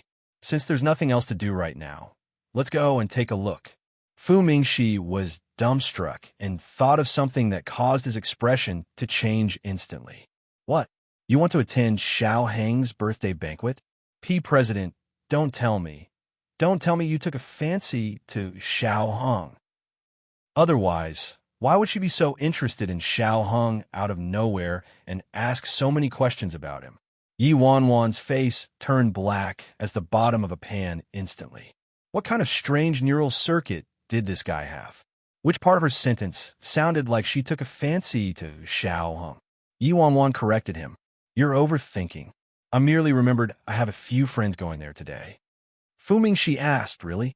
Grandpa previously told him about the president's situation in detail. So Fu Mingxi immediately remembered that the president was the founder of the Age of Immortals when she was in China and once managed Luo Chun, Gong Su, and Jiang Yanran. So it was because people from the Age of Immortals would also be there. No problem. I'll arrange everything and have my manager prepare the car now. Fu Mingxi relaxed and said, since you don't have an invitation, President, I can only burden you to enter as my partner. Whatever. That's fine. Fu Mingxi was overcome with excitement. The president agreed to be his partner. If he rounded it up, it was the same as acknowledging his status. Then, Big Dipper, 7-star, you two can go back since I'll take care of the president. Anyway, I don't have any extra invitations. Fu Mingxi was itching to get rid of the 2/3 wheels immediately. Take care of your ass. I think you just want to pull an inside job. Who needs a crappy invitation? Let's see who'll dare to stop me. Big Dipper yelled while drawing up his sleeves. Fu Mingxi tidied his exquisite and luxurious cuffs and peered at Big Dipper from the corner of his eyes. Big Dipper, this is China, not the independent state. Everything has to be done according to the rules. You know nothing, so don't cause trouble for the president. What are you saying? I don't know anything. I'm causing trouble for the president. When I started standing next to Sis Phone, you were still playing with mud. Big Dipper, you and 7-star can wait outside. Yuan interrupted their quarreling exasperatedly. Big Dipper couldn't refute the president's orders, so he angrily whispered in 7-star's ears behind them. Damn, we really aren't letting this punk displace us, right? Old 7, think of something. 7-star remained unruffled the whole time. Upon hearing this, he calmly said, groundless fears. Big Dipper was offended. How are these groundless fears? Look at that punk. He'd want nothing more than to plaster himself onto Sis Phone. 7-star expressionlessly said, Sis Phone doesn't have such low standards. Big Dipper mumbled, huh? This is low. To give the devil his due, there's nothing I can insult about Fu Mingxi, that punk's face. Meanwhile, at Imperial City's Wester Grand Hotel, the entire 6-star hotel was booked out today, and guests arrived in an endless stream. Half of the entertainment industry's famous artists were there, resplendently dazzling the venue. Aside from that, there were also distinguished businessmen and politicians roaming around. This was a spectacle that could hold a candle to the Golden Orchid Award ceremony. Chapter 1780, countless reporters caught wind of this and came with their cameras in tow merely for the birthday banquet of the grandson of some director at Stars Corporation. Wow, it's Xiao Kersen and Evan. Even when Ziheng, who never attends private parties, is here. That's not all. Even Li Xiaohang, Guijia, and Feng Chinka are here. They're all international A-listers. It's just the birthday party of a B-lister, but it's such a showy gathering. A novice reporter commented in incomprehension. A veteran reporter explained to him, are you kidding me? Xiao Heng is the crown prince of Stars Corporation. Those stars from the Age of Immortals had a boundless future ahead of them after the Golden Orchid Awards. But even they can only act as shoe-bearers for Xiao Heng. Even an international best actor on Han Xinyu's level could only be a lackey for the crown prince, all right. Another veteran reporter carrying filming equipment interjected. In the entertainment industry, you can't do well simply because you have good acting skills and win a few best actors and best actresses. You also have to look at whose background is stronger. How can Han Xinyu and his group compete with Xiao Heng? Yimu Fan is currently still held in custody, and Yibai can't protect him regardless of her capabilities. She even disappeared without a trace, the veteran reporter continued. The novice reporter had nothing but agreement on his face. That's right, that's right. What's most important in the entertainment industry is the strength of your backer. Otherwise, no matter how awesome you are, you can only hold someone's shoes for them. Those reporters didn't try to be quiet at all. So Gong Su, who was walking on a red carpet, became so incensed that he wanted to charge toward the reporter who spoke. Damn, who the heck are you calling a shoe holder? With the eyes of the public fixed on them and so many reporters present, a commotion would only humiliate them in the end. Luo Chun quickly pulled Gong Su back by his wrist and gave him a quiet reminder next to his ear, 13 girlfriends. Those two words were like a curse, and turned Gong Su into a deflated balloon. Shit. Fei Yang couldn't help but breathe a sigh of relief upon seeing a solution to control Gong Su. Gong Su was akin to the Monkey King who had his band-tightening spell activated.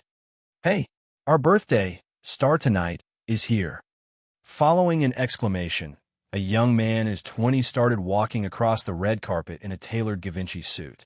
Everyone's attention instantly landed on that night's birthday boy, and they all fought to gather around him to court his favor. Young Master Xiao, happy birthday. Brother Xiao, happy birthday. You're seriously too handsome tonight. Ling Xiaozhe eagerly pushed forward. Brother Xiao, happy birthday. Sister Yi's mother isn't feeling well, so she couldn't personally come herself. She had me come here to celebrate in her stead.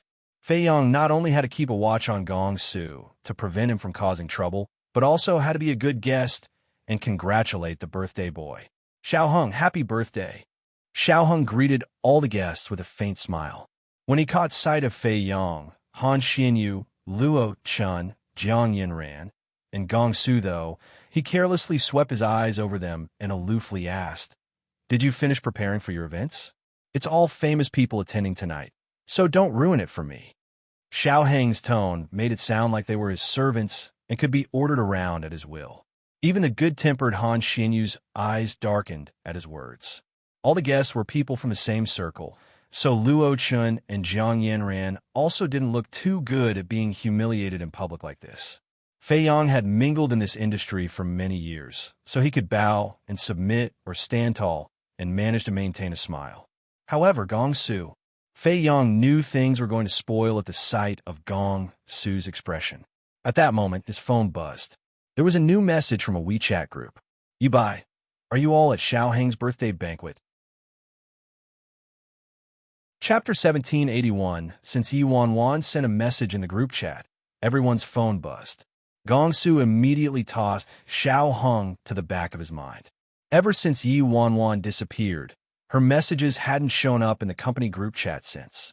Suddenly seeing her surfacing in the group chat, Gong Su was incredibly excited despite already knowing she had returned. Gong Su, Brother Yi. Gong Su, yeah. We're all here. Gong Su. How did you know, Brother Yi? Gong Su. Are you free now, Brother Yi? Gong Su sent several voice messages out in quick succession. Soon, Yuanwan replied, I'm almost there. Upon seeing this message, Gong Su's eyes shot open. Brother Yi is coming. Han Xinyu's expression became serious upon seeing the message. Now that Yi Bai was back, she naturally had to return everyone's attention. However, their reality now was different from the past. The entertainment industry rose and fell. He had been through more difficult circumstances than this, so their current situation wasn't considered significant from his perspective. However, at the mere thought of that dazzling girl sinking into an abyss and having to face those rumors and slander, he found it harder to accept than his own sufferings. On the other hand, the audience around them, who were secretly anticipating a show, all couldn't help but sigh at seeing Gong Su and his group keeping silent and obediently accepting public face slapping from Xiao Heng. Xiao Heng's junior female assistant contemptuously mocked, TCH, the age of immortals, is it? You used to be extremely arrogant, but now? You wouldn't even dare to fart in front of Xiao Heng.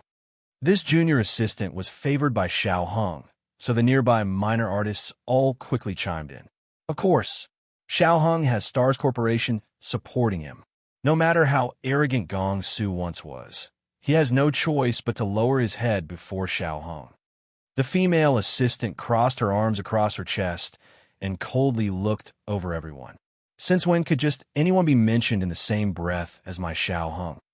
As soon as Ling Xiaozhe heard that, he took the chance to go up with an ingratiating expression. What are you saying, sistering?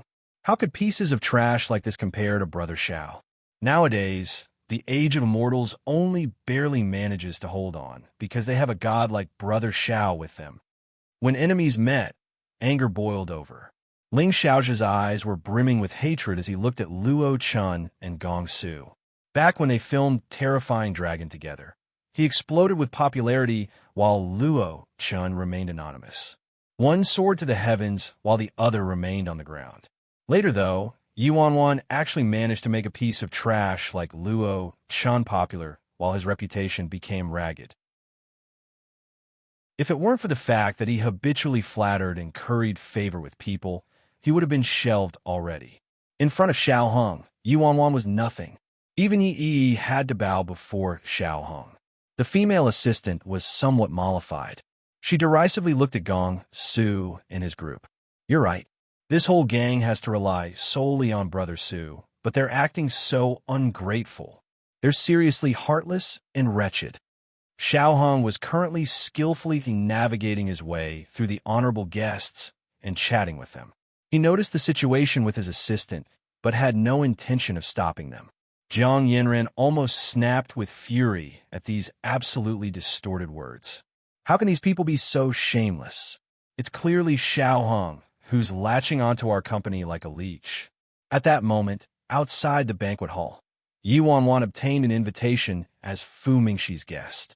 Big Dipper and Seven Star couldn't enter the venue, but how could Big Dipper allow that? Hence, he and Fu Mingxi spiraled into an argument again. Chapter 1782, Big Dipper protested. Hey, you haven't even received any official word yet, but you're already posing as the Empress with me? In terms of arrival order, you aren't even on the list. Who do you think you are? Fu Mingxi retorted. I'm nothing much, but I'm the fiancé the president personally agreed to marry back then. And Old Seven and I are personally taught by the president. Isn't that more useful than you? You're useful? How could brutes like you service the president well? Blah. I can't service the president well, but a weakling and incompetent fool like you can service the president well? Do you even have enough stamina? Yuan. Hey, enough already. Yuan was mentally exhausted by the quarreling that lasted the entire ride. Just who in the world gave her the courage to vow to possess a harem of 3,000 concubines? Just two were acting like this. If she had 3,000, the heavens would freaking turn over from the arguing. Big Dipper declared, from now on, only one of us can stay. Sis Feng, tell us, who do you want, him or me? Fu Mingxi protested. President, Big Dipper is an intolerable bully. Please show me justice. Yuan. Harem? A harem is impossible. Impossible in this entire lifetime. I have something to do, so I'll enter first. Enjoy your chat. Yuan chose to flee on the spot, finally abandoning the duo who quarreled to the point of giving her a migraine. Yuan relaxed and sent a message in the company group chat before going in search of Gong Su and the others. A group of people congregated in the center of the hall. Yuan saw many familiar faces, and in the middle of the group was tonight's birthday boy, Xiao Hong. Gong Su and the others were standing in the most remote corner, and all had unhappy expressions on their faces. Gong Su's eyes were sharp, and he was the first one to see Yuan. He jubilantly turned to her and waved. Brother Yi here. Yuan made her way toward them. Everyone was originally currying favor with Xiao Hong, but Yuan's sudden arrival instantly attracted many curious gazes. Damn, who did Gong Su call? Is it Yimu Fan? How's that possible? Yimu Fan is still detained by the police. Then the crowd reflexively turned to the entrance and promptly saw a girl languidly strolling into the hall. Fuck me. Yibai. It's actually Yibai. Yibai? Which Yibai? It's the illustrious golden manager of the Age of Immortals who produced double Best Actors and one Best Actress at the Golden Orchid Awards last year. She slaughtered the ceremony back then. Oh, it's that second miss of the Yi family, Yuan, right? She dressed as a man and single-handed founded the Age of Immortals Entertainment. She's a rather extraordinary figure. No matter how extraordinary she is, she's merely an insignificant manager. Her company's been acquired now. I heard she fled with embezzled funds and is being cursed by everyone right now. Her reputation in the entertainment company is stinkier than sewage. I didn't expect her to dare to return. Isn't she afraid of being arrested? This is Xiao Heng's birthday party, though. How did she get in? Nearly everyone's eyes were pulled toward Yi Wanwan. However, the girl acted like she didn't notice anything. She directly walked toward Gong Su, the group, and started talking to them. Gong Su grumbled, "Brother Yi, why did you come? It's just a lousy birthday party. Aren't you giving him too much face?" Yi Wanwan raised her eyebrows and couldn't help but chuckle. In the eyes of outsiders, she was currently a homeless dog who couldn't be any more downtrodden. However, Gong Su alone was always so confident in her. "It's fine. I just came to observe," Yi Wanwan nonchalantly replied. Chapter 1783. Han Xinyu naturally detected everyone's malicious and mocking gazes. He reflexively used his body to block those gazes and protect Yi Wanwan. "Let's go over there to eat something." Yi Wanwan nodded. Sure, Han Xinyu didn't want drama, but other people were on a different page. Xiao Heng's junior assistant strutted toward them, with several celebrities clustered around her. She snorted and said, "What a rare guest. Mighty Manager Yi. I didn't expect you to attend Xiao Heng's birthday banquet. I'm truly thankful to you for giving so much face." The junior assistant evidently heard Gong Su's earlier words. Upon seeing this, everyone waited for a good show. Yi Bai was probably in for a stroke of bad luck now. Han Xinyu and the others were also worried. Fei Yong was prepared to mediate the matter when Yi Wanwan glanced at the junior assistant and expressionlessly answered, "You're welcome." The onlookers, Xiao Heng. This woman seriously dared to talk. It appeared Yao Jiawen was right. This woman probably suffered shock and went mad. The junior assistant insincerely smiled and said, "I heard Sister Jiawen was indebted in your care a few days ago." The word care was darkly uttered. Xiao Heng was currently signed onto Emperor Sky Entertainment, and his current manager was Yao Jiawen. Yao Jiawen previously wanted to sign Luo Chun, Gong Su, and Jiang Yinran to herself, but the three of them wouldn't agree no matter what. After Xiao Heng was signed on, Yao Jiawen expressed her loyalty to Yi Yi every which way and managed to obtain Xiao Heng. This junior assistant was also her confidant. Yi Wanwan was pensive. It appeared Yao Jiawen complained about her to Xiao Heng after seeing a lack of activity from Hongxing Gang. The junior assistant spoke covertly, so nobody else understood and merely thought the junior assistant was referring to how Yao Jiawen was previously Yi Wanwan's assistant. When they thought about this, everyone couldn't help but muse at the twist of fate. TSK. Back then, Yao Jiawen was just Yi Bai's assistant, but now she's the general manager of the Age of Immortals and has an awesome artist like Xiao Heng under her. Right? The wheel of fortune turns.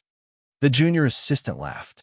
"I thought mighty manager Yi wouldn't ever return in her lifetime. What? Did you spend all your money and come back to fish for some more?" That's true. It might be impossible for you to be a manager anymore, but this face of yours is still worth something. Right now, Yi Wanwan's father and brother had their power stolen, and the company was gone. Hence, anyone in the entertainment company could step on someone like her who didn't have any background, not to mention Xiao Heng's assistant. The junior assistant's words were extremely nasty, but she didn't fear anything with Xiao Heng's support. There also wasn't anyone present who dared to object to her. As expected, the whole hall was silent and merely watched the show. "Feng Ying, your mouth could use some bleach." The silent air was pierced by a youthful, cold voice. This time, it surprisingly wasn't Gong Su who spoke. It was Luo Chun. Gong Su was about to speak when Luo Chun beat him to it. He instantly looked at Luo Chun, astonished. "Damn, you've finally blown a fuse, little sheep," Gong Su murmured in shock. The female assistant chuckled. "Were you shamed into anger? What? Am I wrong?" Luo Chun tightly clenched his fists and wanted to say something, but to his detriment, he had never been good with words and had to keep today's setting in mind, so he couldn't utter anything but. Chapter 1780. For the female assistant. Feng Ying became more proud of herself when she saw Luo Chun at a loss for words. She said disparagingly, "Didn't your mighty manager Yi come running here today to curry Brother Xiao's good favor? Why is she pretending to be so virtuous? TSK, TSK. Didn't she act like the entire entertainment industry was her domain? What? Is she scared now? Feng Ying intentionally spoke in a volume that everyone could hear clearly. Do you know what this is called? It's called however strong you are. There's always someone stronger. Some people should grasp their own importance first. She's just grasping onto a rotten log, but still thinks she's hugging some golden thigh. How ridiculous. Xiao Hung stood on the side with his wine glass in hand, aloofly watching this ruckus. To him, these people were merely dogs with few uses. It was their honor to have their popularity leached by him. Feng Ying, what dog shit are you spouting? You're the one freaking grasping a rotten log. So what if the entertainment industry is my brother Ye's domain? Whenever Gong Su encountered something related to Yi Wanwan, he was much easier to detonate and he would start to speak without thinking. As expected, his words stirred some trouble. Gong Su's words were equivalent to calling Xiao Hung a rotten log. PFT, what did Gong Su just say? The entertainment industry's Yi Bai's domain? Daring to say this kind of thing in front of someone from Stars Entertainment. An ignorant person is truly fearless. Feng Ying burst out laughing. Ha! The entertainment industry is your domain? You have quite the ego. Does Stars Entertainment have to obey your mighty manager Yi? Huh? Feng Ying sounded like he was teasing an idiot, evoking another round of jeering laughter. Ha! That's right, that's right. She's so impressive. So of course Stars Entertainment has to obey her too. I'm going to die from laughter. Just who gave him the courage? Xiao Hung elegantly sipped from his glass and snorted, derision apparent on his face. He slowly walked over at last and leisurely strolled toward them. He gracefully said, Missy, I might not be too capable, but I do cherish old friendships. You took such good care of my manager previously, so I can't stand by and do nothing now that you've fallen on hard times. How about this? I happen to be lacking an assistant. Are you interested, Missy? Yi Wanwan raised her brows slightly. An assistant? Admiration filled Feng Ying's face immediately. Brother Xiao, you're too nice. You still care about friendships with someone like her. She was once the director of the talent recruitment department and a golden manager, but was now publicly invited by Xiao Hung to become his assistant. They were slapping her face in front of everybody without a doubt. Ling Xiaozhe looked immensely satisfied. Hurry up and thank Brother Xiao. You're seriously one lucky bastard. Ah, Feng Ling exclaimed abruptly. Brother Xiao, your assistant quota is full already. What should we do? Xiao Hung intentionally pretended to be clueless. It's full. Feng Ling cheerfully replied.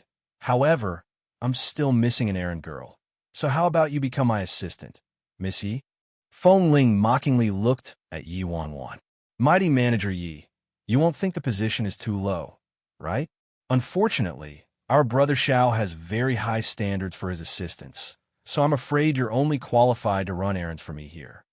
Fuck you. Before Gong Su could finish cursing, Yi Wanwan extended her arm and blocked Gong Su behind her.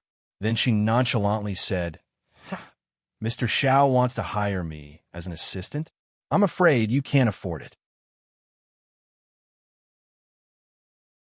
Chapter 1785, Xiao Hung narrowed his eyes and Feng Ying guffawed. Our Xiao Hung can't afford you?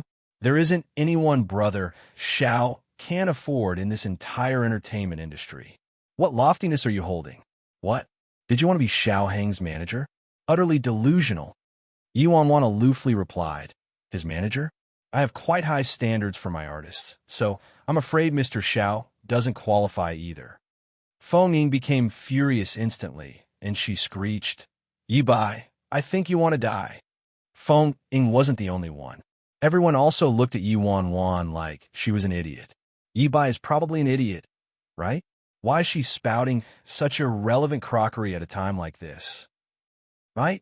She actually said Xiao Hung isn't qualified and he can't afford her? Who does she think she is? Even Star's golden manager has to give some face to Xiao Hung. This woman is simply absurd. That's right. It's already an enormous favor that Xiao Hung is willing to hire her as his assistant. How ungrateful. Doesn't she know how she's fallen? Does she think she's still the Yi from back then? Which celebrity in the entertainment industry would follow her? Even a nobody wouldn't jump in her fire pit. Inside the banquet hall, everyone's gazes brimmed with scorn and derision. Feng Ying arrogantly ridiculed. You're going to make me die laughing. Yi, why don't you take a good look at yourself first? You think you can hope to become Xiao Heng's manager? You're probably, in the midst of Feng Ying's harsh tirade, hurried footsteps and a wave of gasps came from the hall's entrance. Everyone reflexively turned to the door and saw the extraordinarily handsomely dressed Fu Mingxi strolling on the red carpet with the stars on his trail and entering the hall. A single glance revealed how elaborately dressed Fu Mingxi was. He was more handsome and eye-catching than normal today, eliciting gasps and exclamations everywhere he went. He was the hottest international superstar in Stars Entertainment and achieved great success in Hollywood as well. His hand from the array of major international awards he won. Most importantly, his stunning figure and looks caused countless girls to go crazy over him.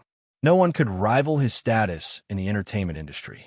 However, aside from official functions, he rarely appeared in public and never attended social functions in the industry. It was harder than ascending to the heavens for the media to catch a glimpse of him. The price of any gossip and scandals concerning Fu Mingxi had skyrocketed to outer space. Wow, who am I freaking seeing? Fu Mingxi. It's Stars Entertainment's Fu Mingxi. My God, even Fu Mingxi is attending Xiao Heng's birthday party. Doesn't Fu Mingxi never attend this kind of function? Xiao Heng has proved himself again. His face is incredible. He's seriously so handsome that I can't close my legs. Mingxi, Brother Fu, Best Actor Fu. Everyone instantly forgot about Yi Wanwan and her cohort and swarmed toward Fu Mingxi. Xiao Heng was already notified by Fu Mingxi's manager that he wouldn't be there today, so it was a jolt to Xiao Heng's mind to unexpectedly see Fu Mingxi. Fu Mingxi's manager was also present. He himself was astonished by Fu Mingxi's appearance. Didn't Mingxi say he wasn't coming? Why is he here now? This is great. He's finally listening to me. The manager was excited out of his mind. Catching sight of everyone's fervor and admiration, pride and self-pleasure flitted through Xiao Heng's eyes. He straightened his cuffs and self-assuredly walked toward Fu Mingxi. Brother Fu, thank you for attending my birthday banquet. Fu Mingxi was swift as a shooting star and nearly sprinted toward Xiao Heng. Before Xiao Heng could finish his greeting, Fu Mingxi pelted him with insults. Xiao Heng, what the fuck is wrong with you? How dare you try to steal someone from me? Chapter 1786 for tonight's birthday party. Many people wanted to show off, so they started a live stream. Hence, the scene just now was broadcast onto the internet, and Fu Mingxi saw everything from a live stream. After that, he didn't have time to keep entangling himself with Big Dipper anymore and directly charged over with his sword drawn. Everyone was flabbergasted by Fu Mingxi unleashing his wrath all of a sudden and stood in their spots in a daze. Fu Mingxi's manager was also stunned. What's going on? Regardless of the situation, calm down, Mingxi. Your public persona is collapsing. Fu Mingxi always presented a polite, graceful, and gentlemanly public persona to the outside world. As Fu Mingxi's manager, he knew Fu Mingxi occasionally had a rather different side in private. However, he was very dedicated to his work and never displayed it publicly. He didn't expect Fu Mingxi to suddenly explode today. Xiao Heng was taken aback and reflexively said, "What's wrong, Brother Fu? Do you have some misunderstanding?" Fu Mingxi managed to calm down slightly, but cold fury was still apparent on his face. Misunderstanding? Weren't you stealing from me just now? Stealing from you? What do you mean? Xiao Heng was further puzzled. There must be some misunderstanding here. I'll definitely explain it to you later, but thank you for coming, Brother Fu. Xiao Heng evidently didn't want to clash with Fu Mingxi. Fu Mingxi also regained his cold and elegant persona now. No need. I came here to accompany someone. Came here to accompany someone? Fu Mingxi didn't come here to attend my birthday party. Whose face was big enough to make Fu Mingxi accompany them to attend something? Xiao Heng's expression darkened slightly, but quickly recovered. He politely asked, "May I ask which senior brother Fu accompanied here?" Someone who could make Fu Mingxi accompany them had to be a monumental figure. Fu Mingxi ignored Xiao Heng and passed by him to walk toward Yi Wanwan. Yi Wanwan was trying her best to lower her presence and pretend to act unfamiliar with him, but to her despair, Fu Mingxi had very sharp eyes and shot toward her like an arrow. "Brother Yi, why didn't you wait for me?" Fu Mingxi was very tactful and changed his form of address rather quickly. Xiao Heng, who was trailing behind him, was startled. "You know Yi Bai, Brother Fu?" His attentive assistant following him was also astonished and blurted out, "How do you know someone like this, Brother Fu?" Fu Mingxi snorted and glanced at the duo. "Ah, weren't you having a cheerful time poaching my manager just now? Now you're asking me if I know her?" Feng Ying froze in shock. What? What did Fu Mingxi just say? Yi Bai's his manager? Fu Mingxi's suddenly forsaken manager, who was walking toward them from the crowd, was dumbfounded. If Yi Bai is Fu Mingxi's manager, then who am I? On the other side, Gong Su's eyes also shot open. What the heck? Am I hearing things? Since when did Brother Yi become Fu Mingxi's manager? Yi Wanwan exasperatedly glanced at Fu Mingxi. "Since when did I become your manager?" Fu Mingxi humbly said, "Brother Fu, I know I'm not gifted at all, but I'll work hard. Won't you think about it?" As soon as Fu Mingxi said that, everyone in the banquet hall practically felt their glasses dropping and shattering on the floor. When Xiao Heng bestowed Yi Bai with an assistant position earlier, they thought it was a benevolent gift, and Yi Bai was arrogant and ungrateful. They never expected to turn around and astonishingly watch a super big name like Fu Mingxi begging Yi Bai to be his manager. Chapter 1787. Yi Wanwan was at a loss for words as she looked at Fu Mingxi. Was this guy acting or really wanted her to be his manager? "Brother Yi, how about it? Accept me," Fu Mingxi suggested cheerfully. Yi Wanwan. Everyone looked at Fu Mingxi before their gazes landed on Yi Wanwan in disbelief. Fu Mingxi was considered a top-notch artist in the entertainment industry. Not only did he walk the international route, but he was also a genuinely popular artist from Stars Entertainment. Now, though, Fu Mingxi was actually shamelessly bothering Yi Wanwan in front of everyone and demanding her to be his manager. How is this possible? Everyone finally understood why Fu Mingxi claimed Xiao Heng was poaching someone from him. Xiao Heng darkly turned to Yi Wanwan. It had to be said that Yi Wanwan's looks and figure were considered superb and quite rare even in the entertainment industry. It wasn't strange that she managed to attract someone like Fu Mingxi. "Ah, Brother Fu, the things you say." Feng Ying looked at Fu Mingxi. "Brother Fu, you're Stars Entertainment's popular best actor. How can someone like Yi Wanwan, whose mistakes appeal to be as high as a mountain and who fled after embezzling age of a mortal's funds, be your manager?" Fu Mingxi aloofly glanced at Xiao Heng's assistant. "Who do you think you are? I'm talking to Brother Yi right now. Who said you could talk here?" Then Fu Mingxi turned to Xiao Heng. "I'm very disappointed in you, Xiao Heng. What kind of setting is this? Why are you allowing your dog to rabidly bite people instead of having on a leash?" Xiao Heng's expression further darkened while Feng Ying gritted her teeth. However, this was Fu Mingxi talking, so she didn't dare to counter him. The only one here who would dare to insult Xiao Heng like this was probably Fu Mingxi. Xiao Heng chuckled. "Brother Fu, there's no need to harm our brotherhood because of a woman. Am I right?" "Right, you motherfucker," Fu Mingxi cursed uncharacteristically. Fu Mingxi's manager's face turned ghastly pale. It was over. It was over now. Fu Mingxi's public persona was going to collapse. "Fu Mingxi, don't be ungrateful for the face I'm showing you. I'm giving you face and calling you Brother Fu. But if I don't give you face, you're less than a dog to me." Xiao Heng's eyes frostily glinted as he stared at Fu Mingxi. Everyone looked at each other. Xiao Heng truly wasn't exaggerating. Stars Entertainment had 3 major branches in China, and Xiao Heng's grandfather was the director of one of those 3 branches. As for Fu Mingxi, he was Stars Entertainment's popular artist, but he didn't seem to have any special background to other people. The only people in the entire Stars Corporation who knew Fu Mingxi was Stars Corporation's big boss grandson, was one of the branch directors of Stars Entertainment and Fu Mingxi's manager, who found out by surprise without other people knowing.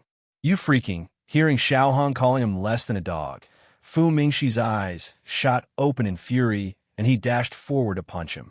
Fu Mingxi's manager turned pale with fright and instantly went up to stop Fu Mingxi. Calm down. Don't go crazy. Your public persona, my brother. Remember your public persona in the hearts of thousands of girls. If Fu Mingxi really punched Xiao Hong, the consequences would be no joke. Chapter 1788. Fu Mingxi took a deep breath and squashed his impulse to ruthlessly beat Xiao Hong up. Xiao Hong looked at Fu Mingxi and Yi Wanwan and snorted. This was his home field, and everyone had to act according to his wishes. Fu Mingxi was no exception. Suddenly, a round of knocking was heard from a nearby window.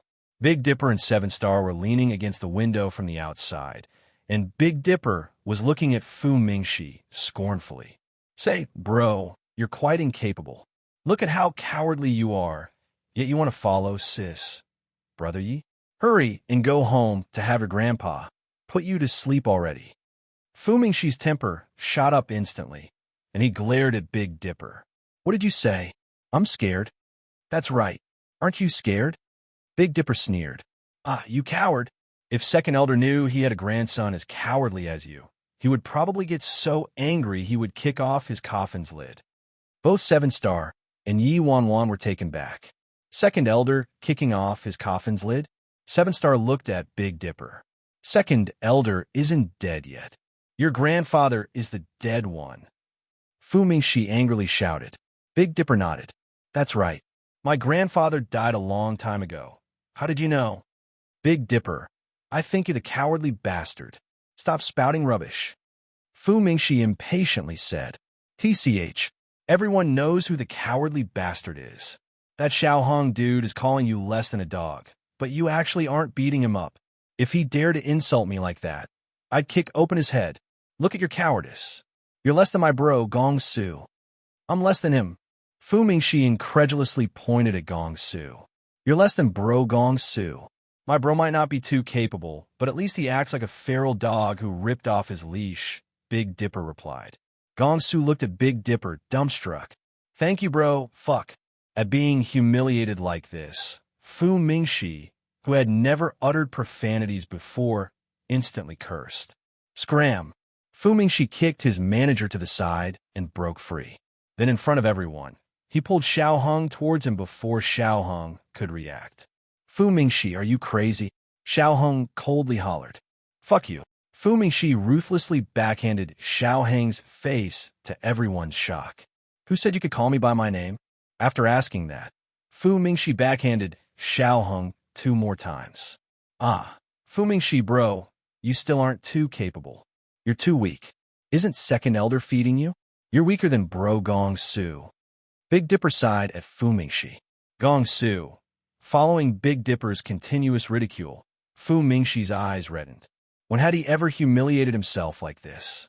Especially in front of President by phone. Fu Mingxi kicked Xiao Hong in the shoulder before pouncing on the other man and sitting on him. Xiao Hong desperately put up a life-or-death struggle, and the duo coiled into a ball. Security, help! Feng Ying immediately walked up and harshly pushed Fu Mingxi away. Bro, you're still incapable. This woman is climbing all over you, but you aren't beating her up? Big Dipper turned to Gong Su. Gong Su, my bro, if it were you, would you hit her? Gong Su reflexively nodded without any thought and blurted, I would. Fu Mingxi immediately turned around and slapped the junior assistant, shoving him several meters away. Chapter 1789. Freaking shut your mouth. Ling Xiaojia harshly rebuked Big Dipper. How did these two things burrow in here? They were actually clinging onto the window to provoke Fu Mingxi to hit Xiao Hong. Old Seven, this Sonny is insulting you. Big Dipper looked at Seven Star.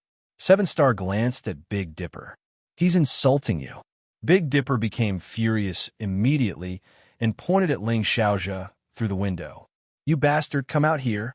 If I don't beat the shit out of you today, I won't be your grandfather." Before Ling Xiaojia could respond, Big Dipper turned to Gong Su. "Bro, help me beat him up." Gong Su was taken back. He wanted me to beat Ling Xiaojia up. Although he did wanna, it didn't seem too appropriate in this kind of setting. "Gong Su, my bro, help me punch him. Look at your cowardice. And I was even praising you just now. Don't say you know me from now on. I can't humiliate myself like that," Big Dipper announced with disappointment when he saw Gong Su rooted to his spot, unmoving. "Bro, Big, don't. I'll help you punch him." Gong Su became spirited instantly and mercilessly clobbered Ling Xiaojia's face with his fist. "Bastard! How dare you insult my bro, Big? I'm gonna kill you." Although Gong Su and Ling Xiaojia were both rubbish fighters in Big Dipper's eyes, Gong Su was slightly stronger than Ling Xiaojia in every aspect. Gong Su trained nearly every week, so it didn't take much effort for him to beat Ling Xiaojia up. "That's right, Gong Su, my bro, punch him. Kick his head. Your ligaments aren't so hot. Jump up to kick his head." Big Dipper shouted loudly as he intently watched Gong Su. "Bro, Big, I'm not as awesome as you. I can't jump up, so I can only use my fist to punch his head." Gong Su's words were quickly accompanied by a punch to Ling Xiaojia's head. Xiao Heng's birthday party had turned into complete mayhem. Several artists who had a good relationship with Xiao Heng all came forward to help Xiao Heng. But how could they be a match for Fu Mingxi? A punch each, and they were sent sprawling to the floor. Fu Mingxi's strength might not hold a candle to Big Dipper and the others, but he was second elder's grandson, so how could normal people defeat Fu Mingxi? Sweat soaked Fu Mingxi's manager's forehead. It was all over. Fu Mingxi's public persona was utterly wrecked. However, thankfully he discovered Fu Mingxi was the grandson of Stars Corporation's big boss sometime earlier. Otherwise, he might also be standing on Xiao Heng's side by now. Fu Mingxi was extremely headstrong and wanted to start as the most minor artist trainee after coming to Stars Entertainment. So he never revealed his identity to anyone or mentioned anything to his manager. But thankfully, Fu Mingxi's manager was clever and discovered Fu Mingxi's true identity, so the team he chose would win for sure. "Fu Mingxi, you motherfucker. You fucking dared to hit me. You're over. I'm going to make Stars Entertainment boycott you. I want you dead," Xiao Heng said to Fu Mingxi maliciously, sporting a face beaten black and blue. After such chaos erupted, the live stream was long turned off, and everyone retreated, afraid to bring disaster upon themselves. They couldn't afford to offend either Xiao Heng or Fu Mingxi. Han Xinyu, Luo Chun, and the others all wore strange expressions. Fu Mingxi actually assaulted Xiao Heng on Brother Ye's behalf. Of course, the main reason Fu Mingxi assaulted Xiao Heng was probably because of Big Dipper, not Brother Yi. Chapter 1790. This is my first time seeing Fu Mingxi acting like this. He probably took a fancy to Yi Bai. I didn't expect Yi Bai to have this wild card still. Truly not bad. In everyone's eyes, Fu Mingxi acted like this because he had an affair with Yi Wanwan, and Yi Wanwan dared to return without any scruples and appear in public because she had support and latched onto a thick thigh like Fu Mingxi. The birthday party ended earlier than planned, and Fu Mingxi was taken away by policemen. Around the evening, Yi Wanwan had director Zhou step in and bail Fu Mingxi out and avoided all the reporters crouching nearby. "Sorry for inconveniencing you, bro Zhou," Fu Mingxi said while looking at Director Zhou. Director Zhou waved his hand. "What inconvenience is this?" Xiao Heng was the blind one. "You could have hit Xiao Heng until he was crippled if you wanted to, Mr. Fu. Xiao Heng and his grandfather probably won't want to stay with Stars anymore." What kind of cosmic joke was this? Fu Mingxi was the big boss grandson. If Xiao Heng and his grandfather knew about Fu Mingxi's identity, they would probably have to apologize on their knees. "President Yi, tomorrow is Stars' anniversary celebration, so I hope you can attend." Director Zhou looked at Yi Wanwan with an ingratiating smile. Yi Wanwan mulled it over before nodding. Director Zhou was over the moon that Yi Wanwan agreed. This was the big boss. Being able to invite her to appear at Stars' anniversary celebration was a great accomplishment on his part. Oh right, does Stars have business dealings with Emperor Sky Entertainment? Yi Wanwan asked Director Zhou. We do have business dealings with them, President Yi. As you know, an entity like Emperor Sky has to offer a great amount of tributes to Stars Entertainment every year. So we also toss them a few suitable international assignments without much significance. Also, we own quite a bit of Emperor Sky Entertainment stocks and are considered their investors, Director Zhou explained. Stars Entertainment's anniversary celebration happened to be held in China this year. During the celebration, big names in China's entertainment industry like Yi, Gu Yueza, and Yao Jiawen would all attend in their best attire. Yi Wanwan naturally knew about this. Now that Yi Wanwan had a springboard like Stars Corporation, many things would be easier to resolve. At Stars Entertainment's anniversary celebration tomorrow, she would attend as Stars Corporation's biggest boss. Aside from the top artists in China's entertainment industry, there would also be many international artists from other countries. The bigger the setting, the more interesting it would be, no? At a different Stars branch in China, an elderly man wore a dark expression on his face as he stared at the battered Xiao Hong. Grandpa, that dogshit Fu Mingxi, you have to destroy him. Xiao Hong ferociously exclaimed. The elderly man snorted. Tomorrow is Stars Entertainment's anniversary celebration. At that time, I will publicly announce a ban on Fu Mingxi. Also, many international artists under Stars Entertainment will attend tomorrow, as well as Empress Sky's Yi and her fiancé, the CEO of Gu Group, Gu Yueza. Don't disgrace me. I understand, Grandpa. All right, and that Yi Bai, Xiao Hong fumed with rage between gritted teeth. Don't worry. I already had people spread news that Yi Bai sank her claws into Fu Mingxi. I will shatter their reputation and make them die tragically. A frightening glint flashed in the elderly man's eyes. An antique like Yi Bai actually dared to provoke his grandson and Stars Entertainment. She seriously didn't know her limits. Chapter 1791. After Xiao Heng's birthday party yesterday, public discussion had gone completely rampant, burrowing into every crevice. Fu Mingxi and Xiao Heng's respective fans had also tumbled into a shouting mess. Thankfully, though, the live stream turned off before Xiao Hong and Fu Mingxi started fighting, or else the consequences would have been inconceivable. Even so, Xiao Hong and Fu Mingxi's fans both labeled Yi Wanwan the culprit of this disaster. At a certain popular forum in China, Tomorrow's Hope. In the end, no matter how we fight, the cause of conflict between Xiao Hong and our Mingxi was that shameless Yi Bail. Protect my Xiao Hong. I was wondering, didn't they say Yi Bai fled earlier? Why is she back now and latched on a Fu Mingxi? It looks like Fu Mingxi's taste is pretty meh. He's seriously blind. Angel and devil. Didn't they say Yi Bai fled after embezzling Age of Immortals funds? Why isn't there anyone calling the police to arrest her now that she showed up? How could they allow this kind of woman to wreak havoc at Xiao Heng's birthday party? Before, Xiao Hong had a wonderful relationship with Fu Mingxi, and they were close as brothers. Now, because of this lousy slut, I support doxing her. Protect my Xiao Hong. A cheap slut like her only has money in her eyes. She must have gotten attracted to Fu Mingxi's popularity. She probably also wants to seduce my Xiao Hong, or else why would Xiao Hong and Fu Mingxi have started arguing?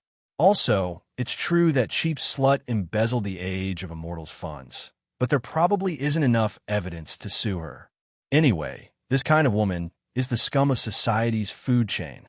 People like her only know how to leech off other people's hard work. If it wasn't for her face, she would probably be begging on the streets right now. Little CC, Stars' anniversary celebration is about to begin in a moment, and they're live broadcasting it. I heard Mingxi is actually bringing that woman there. Get ready for an explosion any second. Inside Stars Entertainment's office, Zhou Tao sneered as he read the storm of abuse that enveloped the forum. These ignorant spectators were saying Yi Bai was hugging Fu Mingxi's thigh. Without sugarcoating it, it was actually Fu Mingxi who was latching onto Yi Bai's thigh. It was true that Fu Mingxi was the grandson of Stars' boss, but who was Yi Bai? Her hidden identity was the big boss of Stars' boss. And just what are these netizens thinking? They don't even know the whole situation, but they started pounding on their keyboards to insult people. Fu Mingxi's manager asked as he turned to the nearby Big Dipper. Isn't that normal? Big Dipper took a bite from the apple in his hand. What's there to fuss about? When I used a VPN to access the internet before, people frequently insulted my goddess. I'm used to it. True. I have to see if Mingxi is ready. Fu Mingxi's manager closed his laptop and left the lounge. At the same time, at the venue for Star's anniversary celebration, countless media reporters had already arrived and were dispersed everywhere. When Fu Mingxi's manager arrived, they instantly surrounded him. Where's Fu Mingxi? At Xiaoheng's birthday party yesterday, there was news that Fu Mingxi hit Xiaoheng because of Yibai. Is this true? The internet previously said that Fu Mingxi and Xiaoheng were friends. So why did Fu Mingxi hit Xiaoheng? Was it really because of a woman? Fu Mingxi's manager glanced at the numerous reporters and said with irritation, Mingxi hit him because he wanted to. What? Is that not allowed? The reporters all looked at each other, bewildered and incredulous. You're tuning into the Romance Rendezvous YouTube channel. We're so grateful for your support, and don't forget to subscribe to join us on this incredible journey through captivating stories. Your generosity through donations truly makes a world of difference, as it's the primary source of revenue that allows me to expand and enhance this channel for you. Thank you from the bottom of my heart for being a part of this adventure.